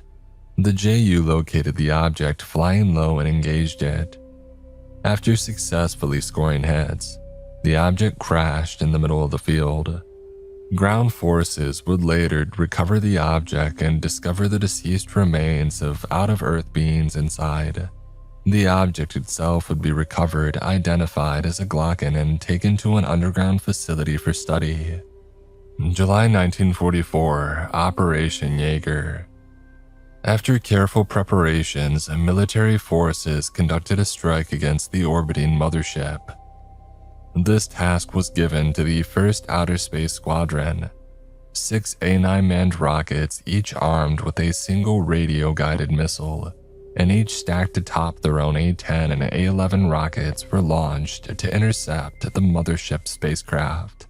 Upon reaching orbit, the A-9s conducted course corrections in order to approach the out-of-Earth spacecraft and get within missile range. And during the approach, a Bell exited the mothership and approached the A-9s. Through the use of a heat weapon, it managed to destroy 2 of them, before being destroyed by 2 radio-guided missiles from 2 of the 4 remaining A-9s. With 2 missiles left available, 2 A-9s pressed the attack and got within range. They fired and successfully damaged the mothership. Reports from the pilots state the damage must have been substantial, as they saw 2 of the Bells vacate the spacecraft and enter the atmosphere. One of them that evacuated the mothership was found landing in southern Germany. An infantry battalion was garrisoned in the area and quickly surrounded the Bell. After a brief engagement, the battalion had managed to kill 2 out-of-Earth beings and knock unconscious 2 others. They, along with the Bell, which was lightly damaged from the fighting, were brought to an underground facility for observation and study. After reading this, I was left dumbfounded. Was all that I read true? It seemed too outrageous to be. Yet remembering the bell-shaped rockets in the hangar, I began to wonder if there was some truth to this document. But if this was indeed true, then where were these out-of-Earth beings that the Germans had claimed to have captured? Were they being held in this facility? This thought nearly made my heart skip a beat. If they were indeed being held here, then where were they contained? And then another thought came into my mind. Were they even still contained? Remembering the dead bodies and the gruesome ways that they were killed, I assumed that they could have been the work of these beings. I then realized that we could be trapped here with creatures far stronger than us. At that moment, I was lost. I didn't know if I should believe the document or throw it away as rubbish. I was in the middle of debating with myself about that topic when Arnold's platoon sergeant came racing up the stairs. "Sir," he said to Arnold before turning to me. "Captain." He then paused, catching his breath before continuing. "We found something you both need to check out." Shoving the document into my pocket, I nodded and ordered the sergeant to lead the way. Moving down and going through long dark halls, the sergeant brought us deeper and deeper into the facility. With each hall, the occasional dead German could be found. Eventually, we reached a hallway where 2 3rd Platoon soldiers stood at the entrance. Laying on the floor next to them were 2 dead German soldiers, whose arms were cut off from their torso. Ushering us in, the platoon sergeant waited for me and Arnold to enter before following us. Inside the room were 2 large metal doors, both of which were ajar. Behind each door was a large metal bed that had multiple chains attached to it. It didn't take long for me to realize that it was some kind of holding cell. Moving towards the closest cell, I noticed that the metal door was at least 5 inches thick. Yet despite its thickness, it was clearly heavily damaged. Dents on the metal could clearly be seen, as if somebody had been punching it. Not only that, but the door had a hole where the large mechanical lock should have been. Looking around, I found the heavy lock laying on the other side of the room, as if it had been pushed off. I frowned upon seeing that. Something from inside must have applied enough force to remove the lock. Whatever was in there, I knew that it couldn't have been human. No man could have had the strength to do that. With no signs of explosives being used, it was obvious that sheer natural strength had kicked the lock off the door. Turning my attention to the other cell, I noticed that its door also had dents. However, the lock on that one was intact, although unlocked. My assumption at the time was that whatever was contained in the first cell, it had gotten out and freed the one in the other cell. After seeing the damage on the metal doors and noting the chains on the bed, I quickly remembered what I had read earlier in the German document. This must be where the Germans kept the creatures they captured from the spacecraft. Realizing that there was indeed truth to what was written on that paper, a sense of urgency suddenly filled me. Lurking in this mine or possibly in the surrounding forest were creatures not from this planet. At that point, I knew that we were in danger. Turning away from the cells, I quickly stomped back towards the hallway, as Arnold followed close behind. I told him about the paper I read and the possibility that Germans were killed by the creatures that they kept in here. I then ordered him to gather his platoon and meet me by the elevator platform. I wasn't sure if he believed what I said, but he gave no questions. With that, he and his platoon sergeant, along with the 2 members of the platoon that were already there, went to find the rest of his men. Meanwhile, I took a different route and began to make my way back to the large hangar area. There was a threat in this mine and the whole sector. I knew that I had to get my men out of the facility in case one or both of the creatures was still in here. I also knew that I needed to contact the battalion commander and tell him about the possibility of a being from outer space lurking in the forest, waiting to ambush them like the 2 German trucks from before.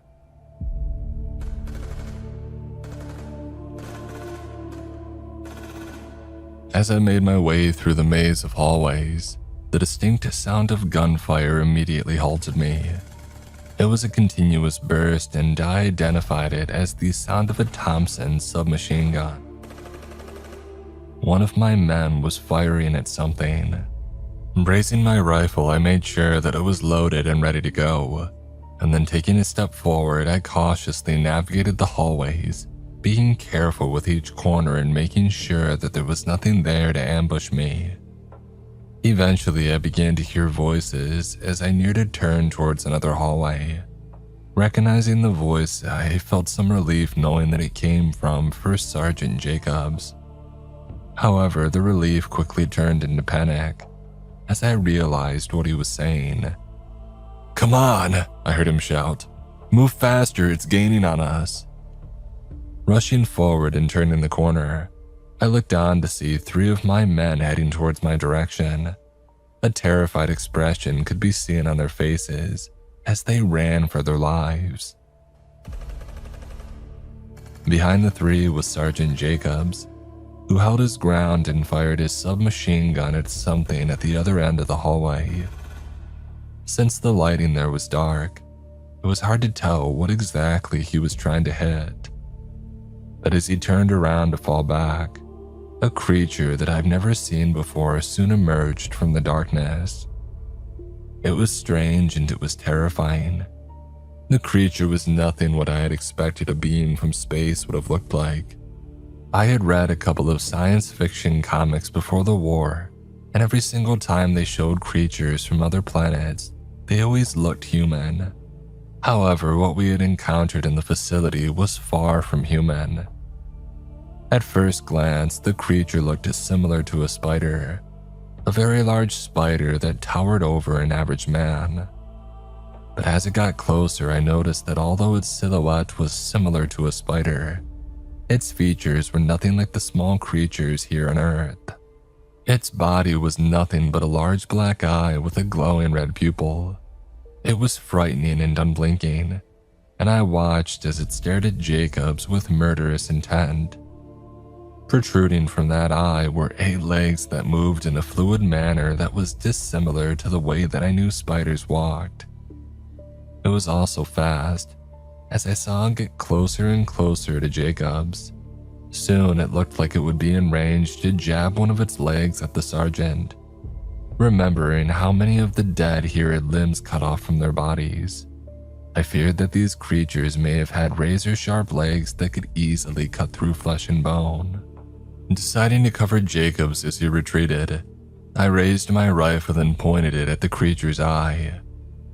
With it standing tall, I was able to aim it at it without the risk of hitting the 4 men heading my way. Firing a few rounds at it, I managed to hit the creature. However, despite landing hits on it, the eye seemed unfazed. Instead, it took a quick glance towards me, before returning its attention back on Jacobs. The eye was clearly tougher than it looked. Unable to stop it or slow it down, I looked down with horror as it closed on Jacobs and extended a leg towards him. In a swift motion, the leg stabbed him in the back and exited out of his chest. The creature then lifted the screaming Jacobs and tossed him to the side, his body impacting the wall before falling on the floor. Then, without failing to stop, the creature continued to move and started heading towards my direction.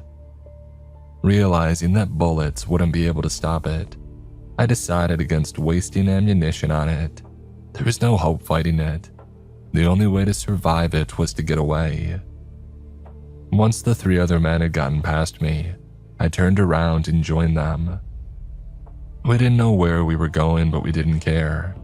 As long as we were heading away from the creature, then we would be safe. From behind, I could hear the sound of its sharp legs tapping on the concrete floor as it trained to gain up on us. Never before had I felt fear as the one I experienced at that moment. My mind flashed images of Jacobs getting stabbed by its legs, and I was afraid that I would meet the same fate. I don't know how long we ran, but eventually we reached an area where one hallway intersected another. Staring at that intersection, I saw the silhouettes of a couple of men. Calling out to them as we got closer, I soon recognized Arnold among them. "Fall back," I shouted at him. "Get away." He just stared at me with a stunned and confused expression. Clearly, he and his men hadn't encountered the creature yet. It didn't take long for him to see it though, as I could hear it close behind me. The change on Arnold's face was clear, as I saw him fix his gaze to what was behind me. Without wasting time, he pointed his rifle towards the creature and shouted orders to his men to open fire on it. I wanted to tell him to run away and not waste time shooting at it, but my words were drowned out by the sound of rifle and submachine gun fire that echoed in the hallway. I cursed in frustration at this, knowing that their bullets would do nothing to the creature. However, as we got closer to Arnold and his group, I noticed them cease fire. Turning my head, I looked on in disbelief to see the creature turning around and fleeing from us. Although it did not seem to be injured, the volume of fire Arnold's men had poured out must have been enough to dissuade it from pressing on its advance. I had to remember that although it was strong, it wasn't invincible. The Germans, after all, had managed to kill 2 of them. Conferring with Arnold once we were sure that the creature was nowhere near us anymore, he told me that he had around a squad of his men gathered with him. His other 2 squads were still spread out in other levels of the facility, so he had the platoon sergeant look around for them, while he led the rest to where he had heard gunshots erupting. Due to the complexity of the facility, Arnold and his group got lost and were in the middle of trying to figure out where they were when they ran into my group and the creature that trailed us. Once he was done telling his perspective, I then informed him that we had to get up and out of the mine as soon as we could. The need to inform the battalion commander of the situation was crucial. When he asked about his men that were still spread out in the facility, I regrettably told him that we could only hope that the platoon sergeant could find them and lead them out of here. There was not much that we could do in locating them, and if we stayed here, we would only become targets for the creature. Begrudgingly, he nodded his head. I didn't like the idea either, but our priority at that moment was to inform battalion headquarters of what we had encountered here. Working together, our group cautiously navigated the various hallways as we listened for any sign of the creature nearby. Somehow, after many fearful minutes of wrong turns and shooting at things that weren't there, we managed to reach the large hangar. By then, our group had increased to 20 men, as we gathered some scattered soldiers from 3rd Platoon. I had expected somebody from 2nd Platoon to meet us upon our arrival there, since they surely must have been alerted by the various gunfire. However, what I saw made my heart sink. The creature had gotten there already and it had torn 2nd Platoon apart. Their bodies were strewn all over the hangar, lifeless with some missing limbs. Like the German bodies that we had found all over the facility, they now shared the same fate. I wasn't sure how many of 2nd Platoon remained, but I knew that more than half of them were gone now. Since the various squads were spread out throughout the large room, the creature must have been able to take them out one by one. Unable to form a heavy wall of fire just like we had earlier, the members of the platoon were cut down and left helpless to stop it. This must have been what happened to the Germans in this facility. They were systematically targeted by this being from space. Wasting no time to grieve, I quickly led my remaining men towards the elevator. Keeping our eyes wide open, we constantly scanned the area as we moved, in case the creature was still lurking nearby. As we reached the base of the elevator frame, one of the men pulled the lever to call it down. At that moment, I couldn't help but wonder for a second. Last time I checked, the platform was already down when it carried the last squad of my group down here. So why was it back up?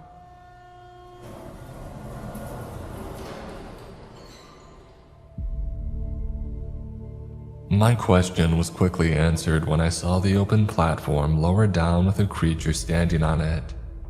I wasn't sure if it was the same creature we encountered before or a second one that had been lurking outside the mine. Whichever it was, the fact that it was outside told me that it must have gone out to attack 1st Platoon and the Weapons Platoon, which were posted at the mine entrance. This only further demoralized me, as it meant that more of my men had been killed. Staring at the creature as it descended, I watched as it leapt out of the platform before it fully got down. Landing just behind us, the creature immediately stabbed one of its legs before we could even fire a shot. Its attack struck one shoulder and penetrated him right on the chest. As the creature pulled back its leg, the man fell to the ground, before laying flat as blood pooled around him. Letting loose our weaponry against it, we fired everything that we got at it.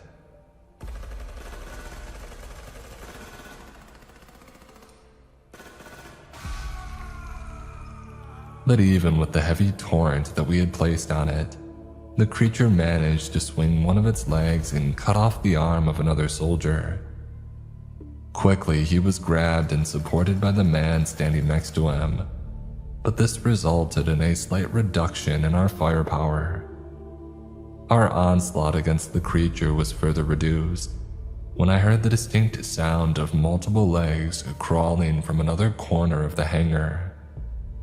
Looking in that direction, I saw another creature move and rush towards us. Both creatures were now present before us, and I was forced to divide our fire in order to deal with both of them. This meant that the intensity of our barrage was not intense as I would have liked, and I prayed that it would be enough to stave off the two and keep them at a distance. For a while it seemed to have worked, as the one closest to us backed off, while the one further from us had difficulty approaching. I didn't know how long we could hold this line. It was a tense moment, and I could feel my heart beat harder and harder as I watched the creatures try and advance only to fall back. Knowing that our bullets wouldn't be enough to kill these creatures, and having no intention to stay there forever, I gradually pulled back my men, and we slowly backed away towards the elevator platform. As we withdrew, me and Arnold made sure that we kept up a continuous rate of fire against the creatures. We knew that any slackening could open up a gap that would allow them to attack.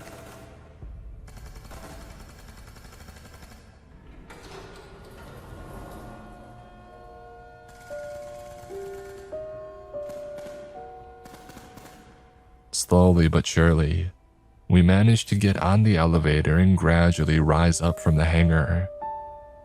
As we rose away from the creature, we continued to pour out hot masking fire against them, making sure that they wouldn't hop up onto the platform.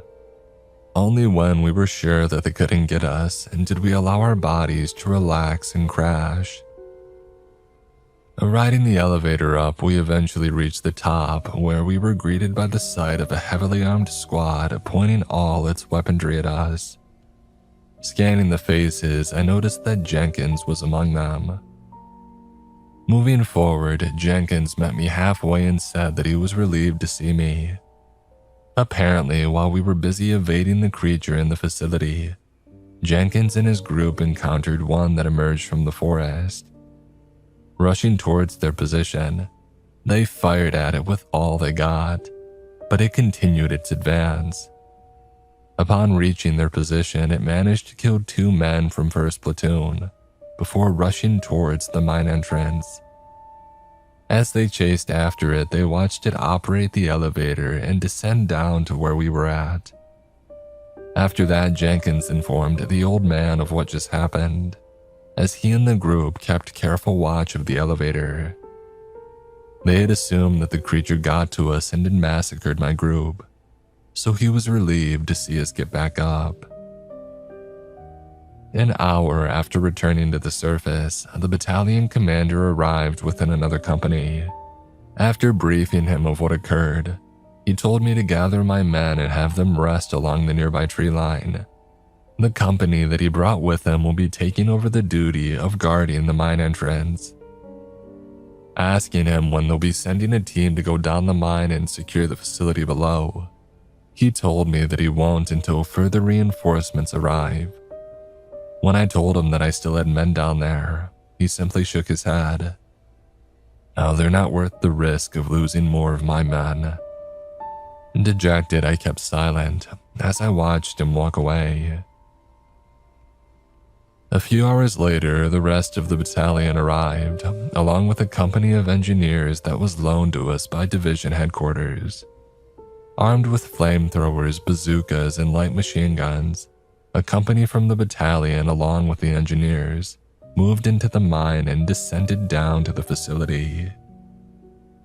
We waited anxiously for the courier that they would send up once the operation was finished. After an agonizing hour, the courier came and said that the creatures were dead. One was killed after being set alight by a flamethrower and finished off by gunfire. The other was killed by a combination of bazooka and light machine gun fire. The price for this result was heavy. Around 30 men were killed. Later on, a new company was sent down to the facility to search for the missing men from my 2nd and 3rd platoons. They were found, but all were dead. For the next few days, we remained in the area, keeping the facility secured. And then 5 days after we had first entered the mine, 3 companies of military police arrived, along with officers from the Office of Strategic Services. One by one, the officers from the OSS visited each company and told us all the exact same thing. The events that occurred in the facility did not officially happen. We were to keep quiet about it, to never tell anyone. If asked what had happened to our units during the past few days, we were to say that we encountered a German resistance pocket in the area and engaged them in heavy fighting. With that, they ended their talk with a threat, saying that any men who spoke of what really happened here would be found and dealt with. We didn't need an explanation to know what he meant. We stayed there for another day before regimental headquarters sent trucks to pick us up. The MPs would be left in charge of guarding the facility, as the OSS officers took over all operations there. As we drove away from the mine, I gave one last glance at it before looking away. Quietly, I prayed that I would never see such horrors like that again. My grandfather left this account in an old notebook. I found the notebook in a box filled with his old things during his military service. After his death last year, I was hoping to make a little article about him online in order to honor the man my family knew and loved. However, after reading this account, I'm left to wonder if what he wrote was real or not. At first, I found it hard to believe, but after going through his notebook, I found something interesting that made me realize that there must be some truth in what he said. Left between the pages of the notebook was an old piece of paper with German text on it. Translating some of it, it read, "Military encounters with out-of-earth beings."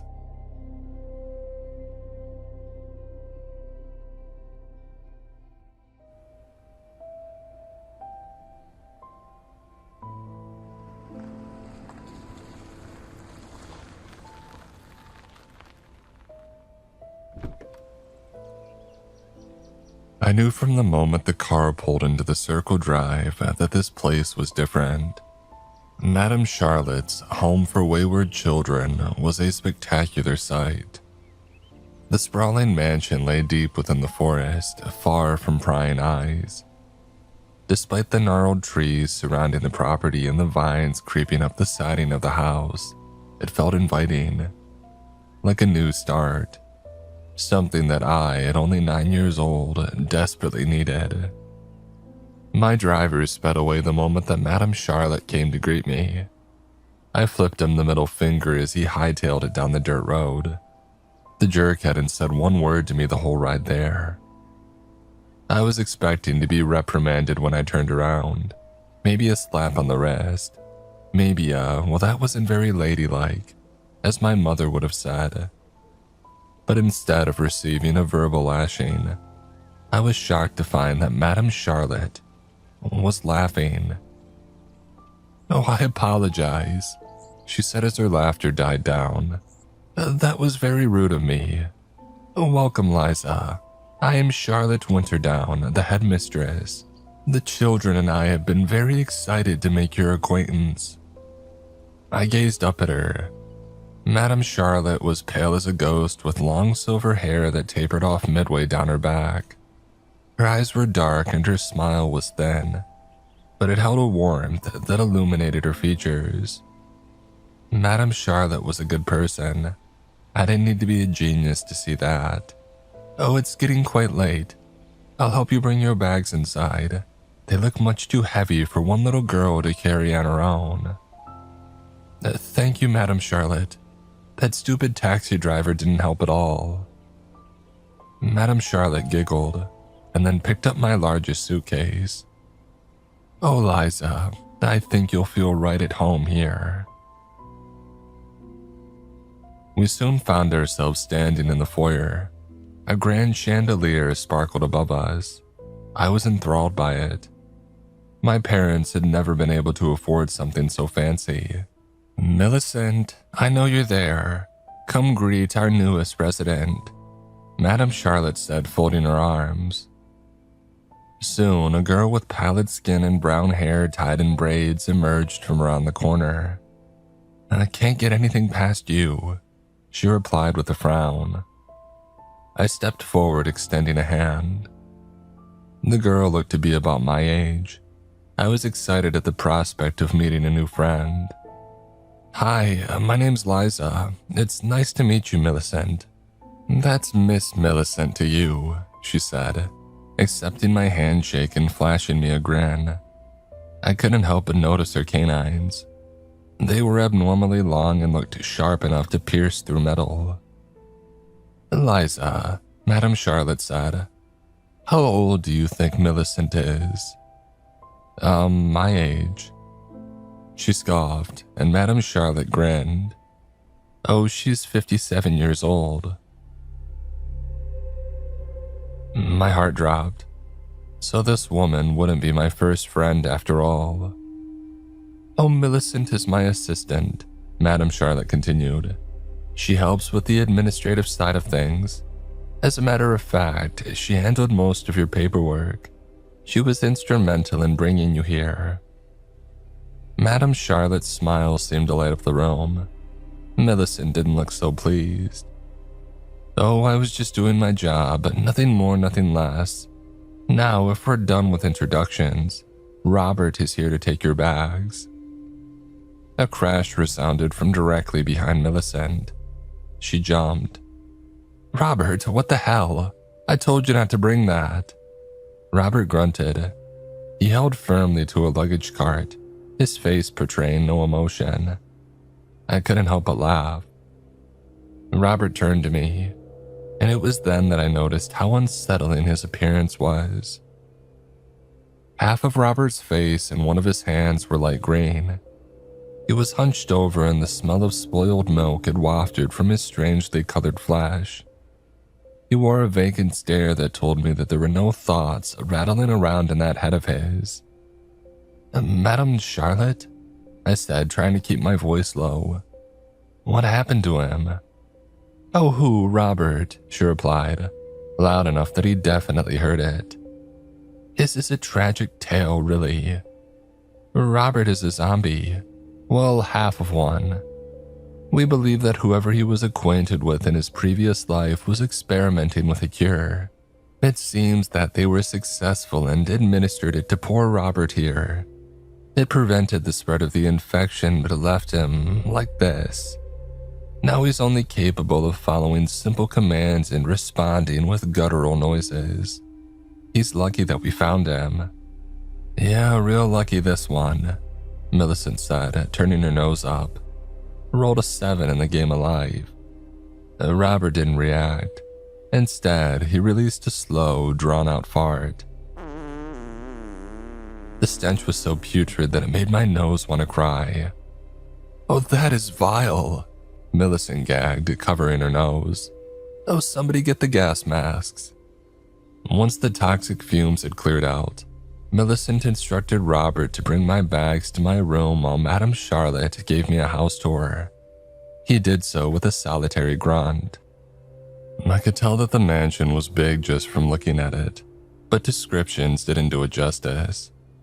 Madame Charlotte showed me the main hall, the kitchen, the dining room, the library, the classrooms, the courtyard, and a large playroom with a wide array of toys. I was liking the house more and more by the second. "Now, Liza," Madame Charlotte said once the grand tour was nearly complete. She paused, gazing into my eyes. Her grim expression told me that she was about to say something serious. "Well, yes, ma'am. You are free to roam anywhere that we have toured today. All other parts of the house are off limits. I cannot stress this enough. You must heed my warning and not wander off. Do you understand?" Madame Charlotte's face took on a severity that felt foreign to me. The way that she had flipped from warm and welcoming to cold as ice sent a shiver up my spine. "Well, yes, I understand." "All right then. she said, her warm smile cracking the icy facade. "Let's show you to your room then, shall we?" Madame Charlotte led me up a set of stairs into a hallway. This is the children's wing. All children between the ages of 4 and 12 reside here. I have a feeling that you'll fit right in. I smiled at her and I didn't say as much, but I thought so too. Madame Charlotte marched down the hall and stopped in front of a room with an open door. "This is where you'll be staying. It's not much to look at, but you'll get accustomed to it." She then produced a pocket watch from her cardigan and glanced down at the glass face. "Oh, would you look at the time? I must be going now. Important matters to attend to. You settle in and come find me or Millicent if you need anything, dear."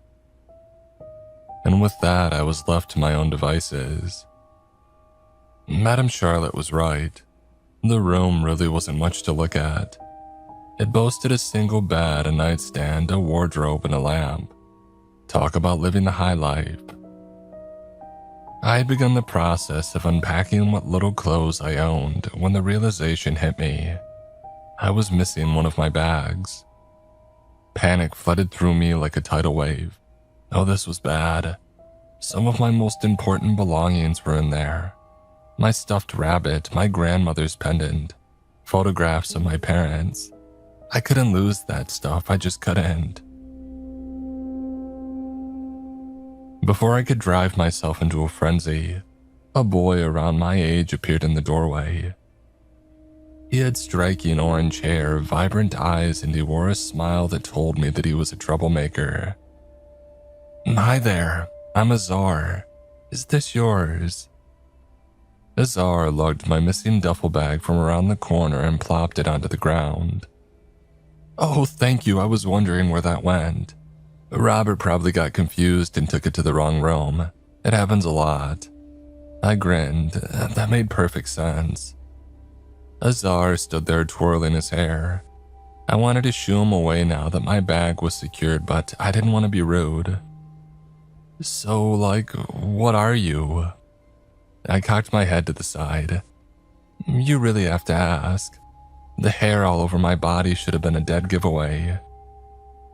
Azar rubbed the back of his neck. I didn't want to assume," he said, shuffling his feet. His eyes suddenly lit up. "Hey, you want to see a cool trick?" "Not really." "Okay, I'll show you." And despite my protest, Azar pointed to his feet. One of the floorboards burst into flames. "Seriously, that's why I didn't want to see it," I shouted, racing over and stomping out the fire.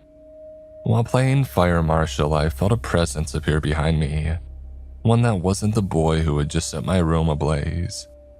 The girl spoke before I saw her. "Really, Azar, again? You're the only one who thinks setting things on fire is cool." I like this girl already. I spun around to find not one, but 2 girls standing in my doorway. They stepped inside without an invitation. The first one had long red hair and red eyes to match. But that wasn't what made my heart nearly skip a beat. Because sitting atop her head was a pair of shiny, pointed horns. The girl's friend was the mere opposite of her. She was pale as a sheet in a white nightgown with long black hair hiding her face from view. She didn't seem very social either. She hid behind the horned girl like a frightened child. The first girl stepped up and introduced herself. "Hi, I'm Astrid, and this is Luna. She's a ghost if you couldn't tell." "I see you've met the household idiot," she said, nodding to Azar. He didn't even acknowledge her. He just stared at his feet in shame. "It's nice to meet you, Astrid. And you too, Luna. So, if it isn't rude to ask, are you a devil? I like your horns." Astrid grinned. "Oh, a demon, but close." "And I'm a phoenix," Azar said, standing straight and puffing out his chest. "Nobody asked," Astrid replied. Azar's confidence deflated immediately. His crestfallen demeanor didn't last long, though. After a moment, he got that familiar spark in his eye. "So Liza, how about you go exploring with us? I bet you haven't seen the fun parts of the house yet." Astrid scowled at him. Though exploring did sound fun, Madame Charlotte's words rang clear and loud in my head. "All other parts of the house are off limits. You must heed my warning." I sighed before meeting Azar's gaze. Maybe another time. I don't want to make Madame Charlotte angry on the first night." "But you won't ever find out, Shut up, Azar," she said no. Astrid's expression softened when she turned to me. "Don't let this moron pressure you into doing anything that you don't want to. My room's right next to yours. If he comes back to harass you, just yell." And with that, she grabbed Azar by the shirt collar and dragged him out of the room. Luna gave me a parting wave before the trio disappeared around the corner. For the next 2 weeks, I stayed on my best behavior. I was grateful to Madame Charlotte and the others for welcoming me so warmly.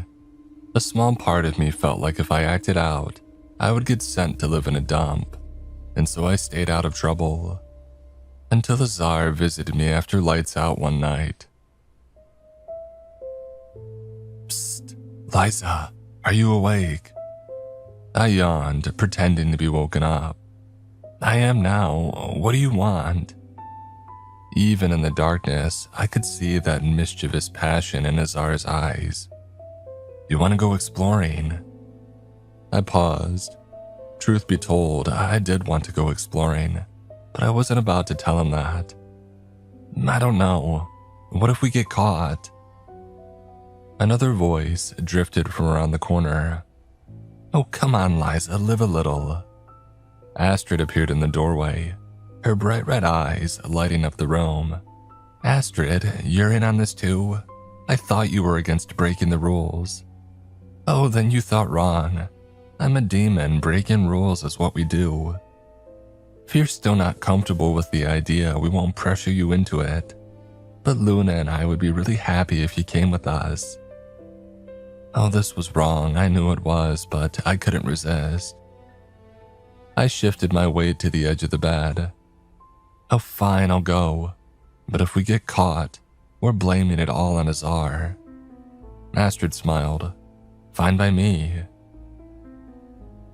The house felt completely different at night. The brightly lit hallways had turned to dark, endless corridors where shadows danced and trouble lurked around every corner. Azar led the charge. He seemed confident in where he was going. We managed to sneak past Madame Charlotte's office, through the teenager's wing, and into a hallway with doors on either side. This place was darker than the rest of the house, without any windows to let in the moonlight. I had to wait for my eyes to adjust. "Here we are," Azar said, extending his arms. "Oh, keep your voice down," Astrid spat, jabbing him in the ribs. "Hey, that hurt." "And where exactly is here?" I interjected. All I could see were rows of doors extending into the darkness. They could have led to empty storage rooms for all I knew. "The sea of doors," Astrid replied. "Haven't you heard the rumors?" I had overheard a couple of boys talking about doors in my lessons, but I hadn't thought anything of it at the time. "I don't think so," I said. Whatever," Astrid continued, a smile inching across her lips. "You're about to see for yourself." Azar did the honors, because of course he did.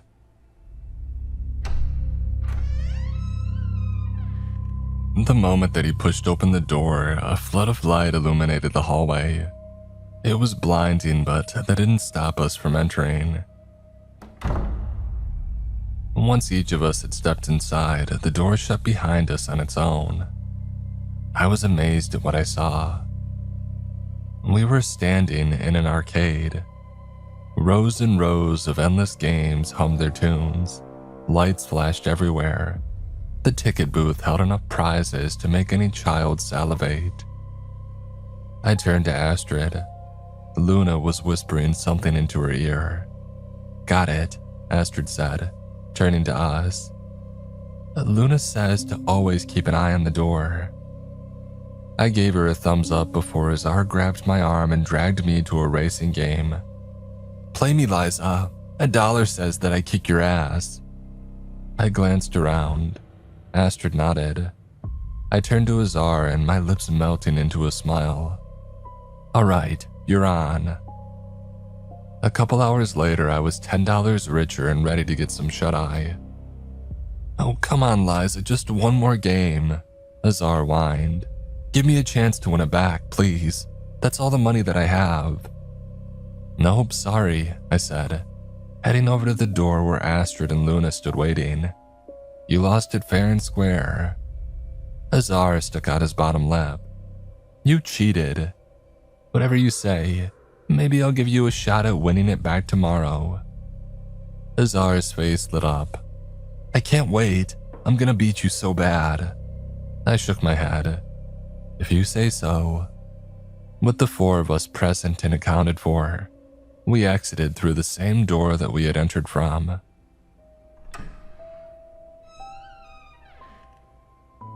It hadn't dawned on me before, but in that moment it hit me. Were we the only ones who could see the door?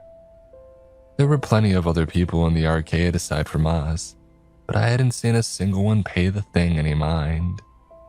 I was too tired to put much thought into it. That was a question for another day. The arcade was all that I could think about from then on.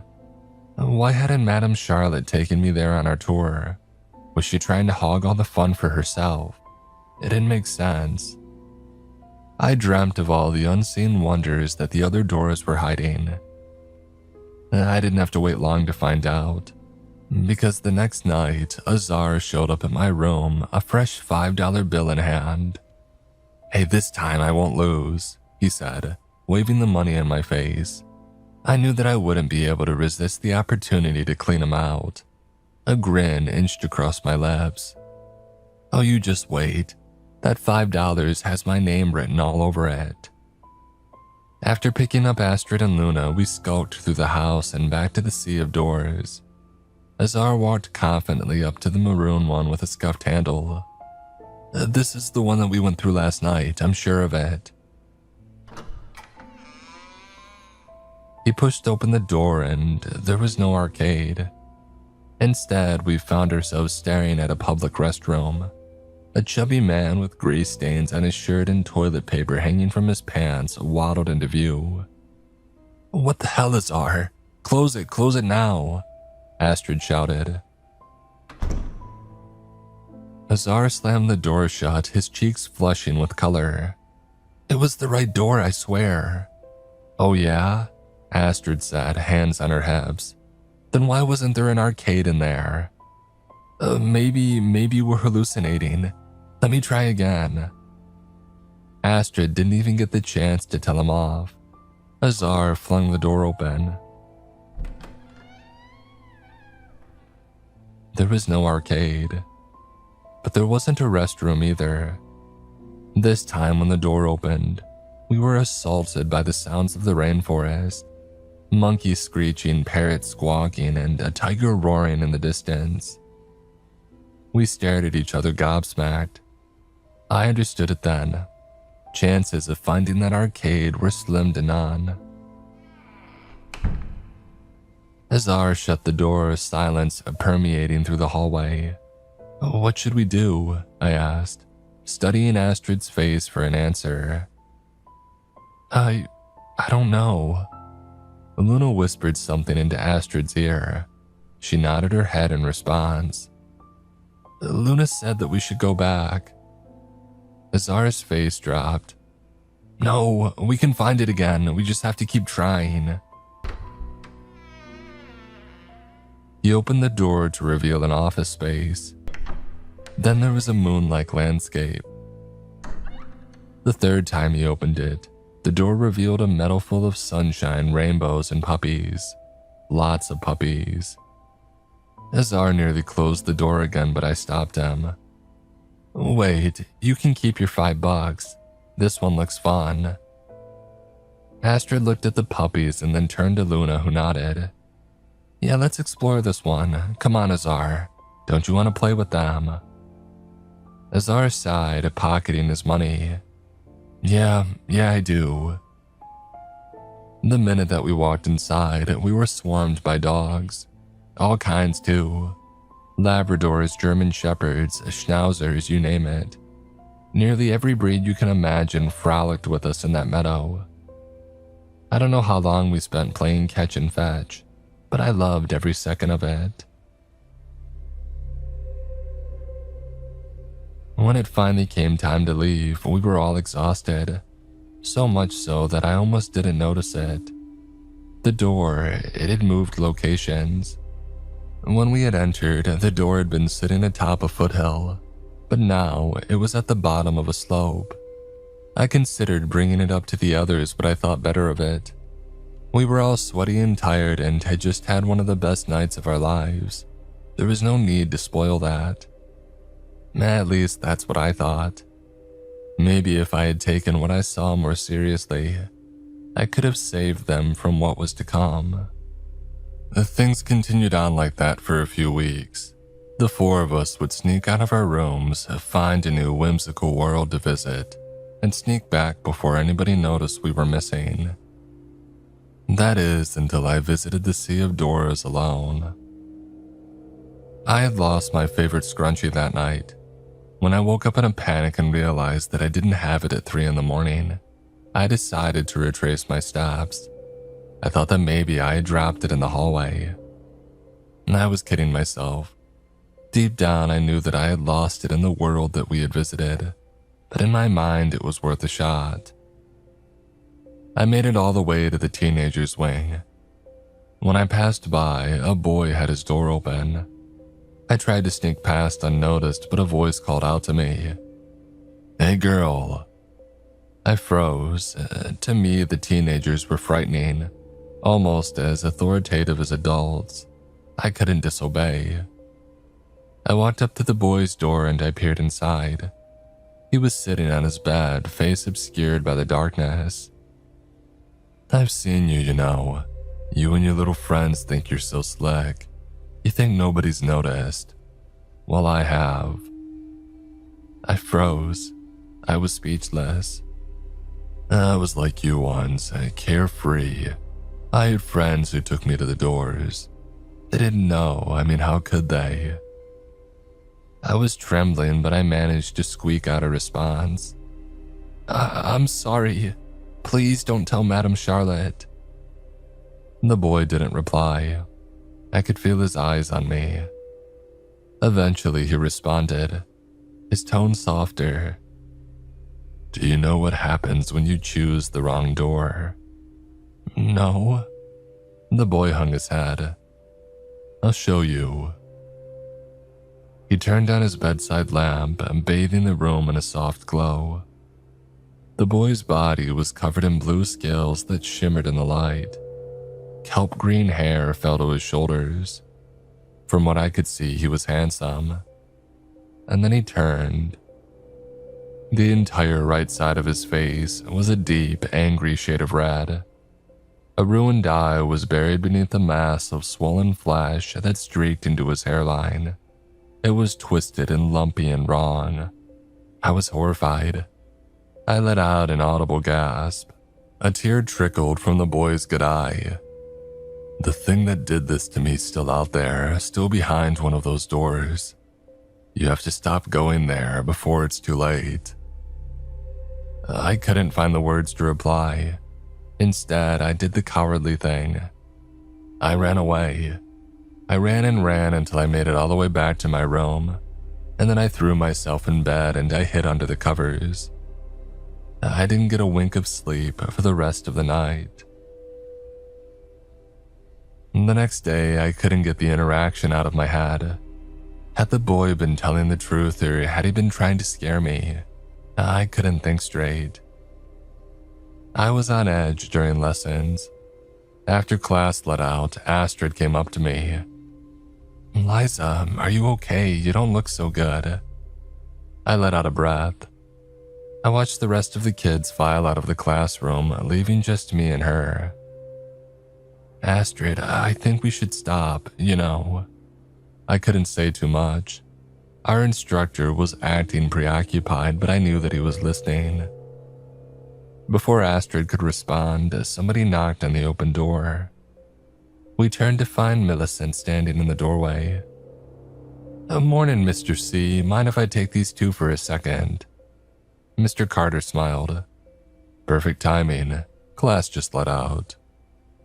Astrid and I gave each other a nervous glance. We knew that whatever this was about, it couldn't be good. Millicent didn't say a word to us the entire way. The silence was eating me alive. Did she know? Once we had arrived at Madame Charlotte's office, I had my answer. Azar and Luna were seated in adjacent chairs. Madame Charlotte stood behind her desk with Millicent at attention by her side. I had never seen a more frightening look on her face. "Astrid, Liza, take a seat." We followed orders, our heads hung low. "I take it each of you knows why you've been summoned here."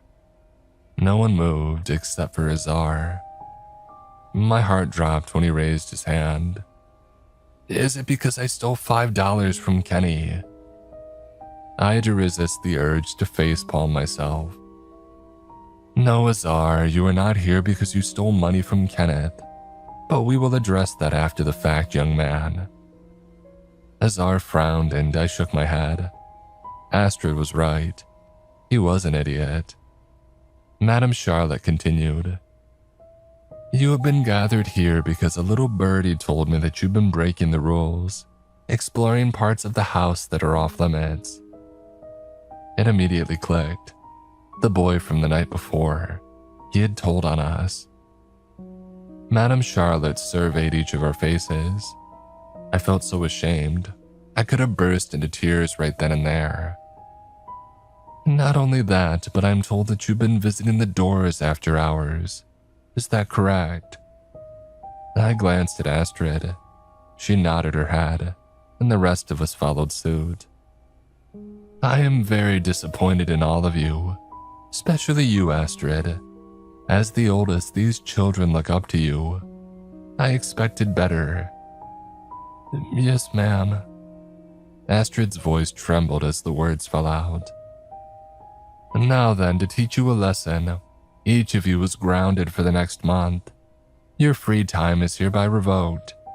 After class, you shall remain in your rooms until dinner is served. Do you understand?" A pit formed in my stomach. Each of us nodded. "Say it aloud." We mumbled in unison, "Yes, ma'am." Madame Charlotte pursed her lips. "Millicent will stand guard in the children's wing overnight until your punishment is lifted. Try anything at all and she will report it directly to me." Millicent's mouth fell open. "But madam, why do I have to watch over them?" A grin tugged at the corners of Madame Charlotte's lips. "Oh, because you're nocturnal, dear. I can't entrust the job to anyone else." Millicent frowned. If she objected, she didn't make it known with anything other than a scowl. Madame Charlotte crossed her arms. "That is all. Return to your rooms and think about what you've done." We trudged out of her office single file. Azar was the first to get up. "Azar, you stay seated. I don't think I've forgotten about your sticky fingers." He gave us a pitiful look as the door clicked shut. When I got back to my room, I cried. Madame Charlotte was disappointed in me, but worse still, I had lost the freedom to hang out with my friends. After I had finally found somewhere that I belonged, I had a feeling that this was going to be a long 30 days. Before I knew it, 2 weeks had gone by. They were two of the most excruciatingly boring weeks of my life, but that was beside the point. I was tossing and turning trying to get to sleep when a knock on my door made me freeze in place. "Miss Millicent?" "No, dummy, it's me." "Me who?" "Azar." My brows furrowed. Why are you here and how are you here? I thought Miss Millicent was standing watch. In the light emanating from the hallway, I could see a grin form on his face. Well, I overheard Madame Charlotte say that Miss Millicent is away visiting family for the night. She'll be back tomorrow. They left Robert here in her place. A surge of hope jolted through me, until I heard the next words to leave Azar's mouth. Let's go back to the Sea of Doors, just this once. I frowned. No, we can't. What if Madame Charlotte finds out? Oh, she won't find out, you ninny. Besides, even if she does, what is she gonna do? Ground us some more? I'm already grounded for 3 months. I snorted. Well, I've only got 2 weeks left, and I don't want to risk it. Go ask somebody else. Oh, come on. When are we gonna get another chance like this? Think about it. I thought about it. Maybe Azar was right. Miss Millicent was vigilant about making sure that we didn't escape. If Azar really did have 3 months left on his sentence, we wouldn't have another shot at this for a long time. I sighed. Fine, but if we get caught, it's all on you. Azar pumped his fist. All right, I already told Luna and she's meeting us there. Let's go get Astrid. I slipped out of bed as quietly as I could. Azar and I padded down the hall to the room beside mine. Robert was slumped against the wall, snoring loudly enough to wake the dead. Azar and I knocked, and then poked our heads around the corner to Astrid's room. Psst, Astrid, are you awake? Azar hissed. Astrid yawned and sat up. Whatever it is, I'm not doing it, Azar. Go back to bed. Oh, Astrid, don't be like that. Miss Millicent is gone. This is our chance. Astrid lay back down. No. Astrid, please come with us, I said, hoping to win her over. Just this once. Then we'll come back and act like it never happened. Astrid shot up. Her eyes glowed bright red in the darkness. I took an instinctive step back. I said no. Who was Madame Charlotte the most disappointed in when we got caught? Me. I'm the oldest, so I'm in charge, right? No, I'm done. You two can get yelled at without me. Azar and I shared a glance and I sighed. All right, sorry that we asked. See you tomorrow. My heart felt heavy. This wouldn't be the same without Astrid. Azar and I crept down the hall past Robert's unconscious form. I held my nose. His stench was unbearable. Once we made it to the end of the hall, we heard a voice from behind us. Wait, I changed my mind. I'm coming. This time, I made sure that the boys' door was shut when we passed through the teenagers' wing.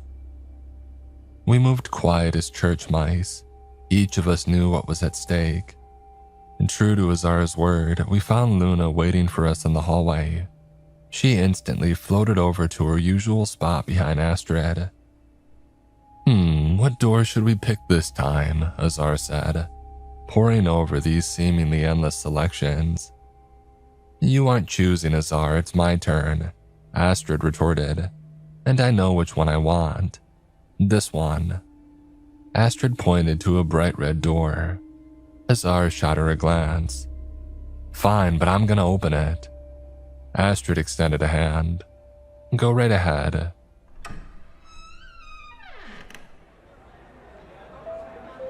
The moment that Azar pushed the door open, I knew that Astrid had made the right choice. We found ourselves staring into a crowd of people. Carnival music floated through the air and the smell of corn dogs and funnel cakes beckoned us inside. Azar grinned. He held up a $5 bill. And Kenny should really watch his wallet closer. I bet I can beat you at the ring toss. I smiled. You're going down. We raced around the carnival having the time of our lives. I beat Azar at the ring toss, obviously, and then we lost ourselves in the endless games and rides. At one point, I noted that the door had moved from its original position. It didn't worry me as much as it should have. We would find it when we were ready. I was in line for cotton candy when I first noticed that something was off. The man ahead of me, he looked off, like he was starting to shift. The particles on his clothes phased in and out like he was made of pixels. I studied his Hawaiian shirt. The flowers on the fabric were moving. I froze and glanced around. I noticed it with other people too. Only a few at first, but then it worsened. The crowd began to whir and lag like they were bad CGI in a video game. Suddenly the music went sour. The tents and stands around me began to dematerialize. I thought that I was losing my mind. A deep-seated dread settled within me. This wasn't supposed to happen. Maybe this was what the boy had meant. Maybe we were right to be afraid of the doors. The world began to fade, booths and people melting before my eyes. To my relief, I found my friends close by looking as dumbstruck as I was. In a matter of seconds, it was all gone. Even the ground below our feet had vanished, leaving an endless void of black. All that was left was us, the big tent, and the door. "Astrid, what's going on?" I managed, but the words came out soft and brittle. "I don't know." Before any of us could react, the tent began to morph, the colors shifting. It twisted and writhed and folded in on itself like laundry in a dryer. Before I knew it, something else took its place. An ungodly abomination sat where the tent once was. At first, I thought it resembled a black octopus. The only difference was, this thing had 7 heads jutting from stem-like stalks. Each wore clown makeup. 3 smiled, 2 frowned. One was angry and the other bore no expression at all. My heart dropped, because at that moment I realized something that I should have noticed much, much sooner. The door had shifted to directly behind that creature. All 7 heads started cackling, a cacophony of voices that melded together to form a sinister, desynchronized bellow. Without warning, a tentacle lashed out. Azar unleashed a blast of fire and it shriveled back. To our collective horror, the tentacle began to heal. A second one focused on Astrid. She cast her shadow spell. One of the faces howled in pain. That only seemed to anger the thing. A rain of tentacles shot out from all directions. I had to do it. I knew that I had no other choice. I released a guttural roar as my body began to change. My muscles became more pronounced. My claws grew longer, my teeth sharpened. I could feel the sudden burst of rage coursing through me. Azar's eyes grew wide. "I thought you needed a full moon to do that," he said. "Nope, just a myth," I replied, swiping a tentacle away. "And I thought you were supposed to be a bird." Azar grinned as he shot off more flames. "Yeah, fair enough." The tentacles just kept coming, one after another, overwhelming us with their numbers. No matter how hard we fought, we couldn't seem to gain an advantage. If this came down to a battle of attrition, we were going to lose. Just when I thought it couldn't get any worse, one of the heads spoke. "I know what you did." My blood turned to ice. A smiling face repeated the words in a sing-song voice. "I know what you did." Soon the others joined in unison. "I know what you did." "Stop it, just stop," I yelled, slashing harder at the oncoming tentacles. The heads continued one after another. "You're the reason your parents are dead. It's all your fault. You could have prevented it." Tears fell down my cheeks, soaking into my fur. "Stop it, stop it, stop it, please." But the voices kept going. "You knew where your father kept the gun. You could have saved them, but you ran and hid like a coward. They're dead because of you." I couldn't contain my emotions any longer. I unleashed a roar and a flurry of slashes, battering back the tentacles. I fought in a blind rage, biting, slashing, and slicing up the slimy appendages until I was surrounded by blood and severed flesh. But it was no use. The thing was healing too fast. My heart sank. That boy had been right. We were going to die here. Out of the corner of my eye, I saw Luna whispering something into Astrid's ear. Astrid nodded her head and her face hardened. Liza, Azar, listen up. Luna is going to use her curse and we have one shot at this. When I say so, run for the door as fast as you can. The heads responded. It won't work. You're going to fail. Don't even try it. Astrid waited for a beat. Now, she shouted, sprinting for the door. The three of us followed behind her. The faces screamed in agony, some unseen force, causing them intense anguish. We ran like the wind, dodging flailing tentacles left and right. Luna was the first to reach the door, followed by me and then Astrid. I should have felt relieved when I made it back to that familiar hallway, but I didn't.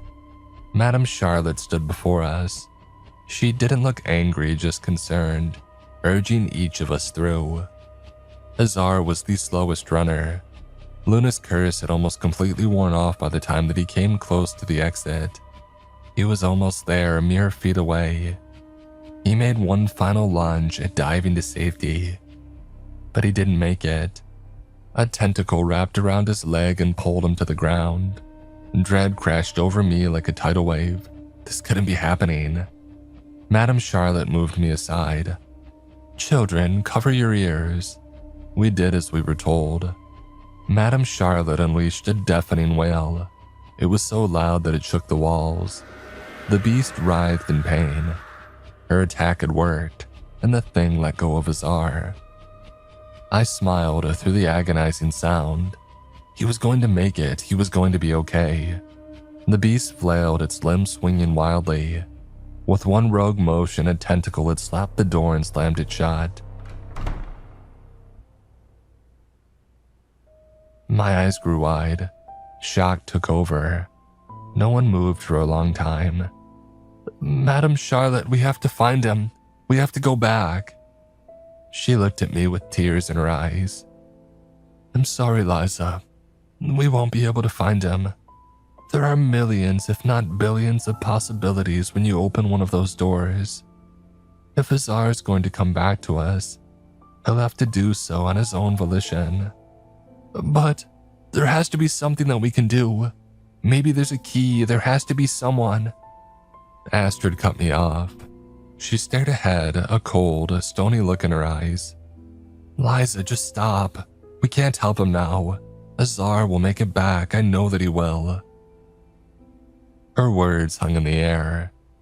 Everything went quiet once again. Azar didn't come back that night.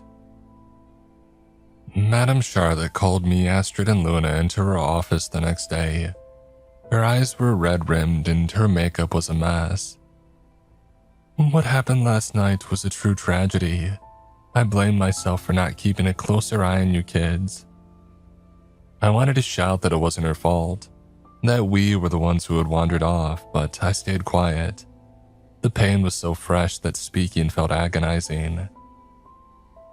Madame Charlotte dabbed her eyes with a handkerchief and continued. I should have explained to you the true dangers of the doors. I was naive in hoping that you wouldn't have heard about them. In the past, we have tried implementing various methods to ensure that nothing like this occurs again. The doors cannot be locked. The hallway cannot be obstructed. All camera feeds become grainy and unwatchable. Any attempt to block the doors is undone during the night. Millicent and I have tried everything to rid them from this property, but we have failed at every turn. Madame Charlotte stared at the door to her office. Her face hardened. It was a young mage who had installed them, his parting gift to us, a curse. I loved that boy like a son, I truly did, but it seemed the more care I showed him, the more that he loathed me. He hated me in this house more vehemently than anything that I've ever seen. That boy broke my heart. And then the day before he had turned 18, he left us the doors, his version of a cruel joke. Madame Charlotte didn't immediately wipe the tear from her cheek. It ran down her face until she was drawn back to the moment that whisked it away. I was hoping that something of this nature would never reoccur. What happened to Cyrus was horrid enough, but now this. Madame Charlotte pursed her lips. Under normal circumstances, I would ground you children indefinitely, but I think what you're going through is punishment enough. I'm sorry. Each of you has already suffered more than any child should. No one should have to experience this much loss. A tense silence fell over us. I wanted to comfort her. I wanted to be there for her and Luna and Astrid, whose blank stares spoke louder than words ever could. But I said nothing. Madame Charlotte dismissed us from her office. Once the door closed, I heard her break down into sobs. It's been 6 years since then. Despite holding on to a sliver of hope, Azar never came home. Astrid and I gradually grew apart. I think she blames herself for what happened.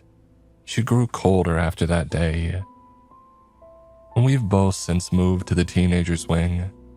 I keep my door open every night and sleep with one eye open. That is the burden I must bear. For as long as I live here, I will never let another child walk through those doors.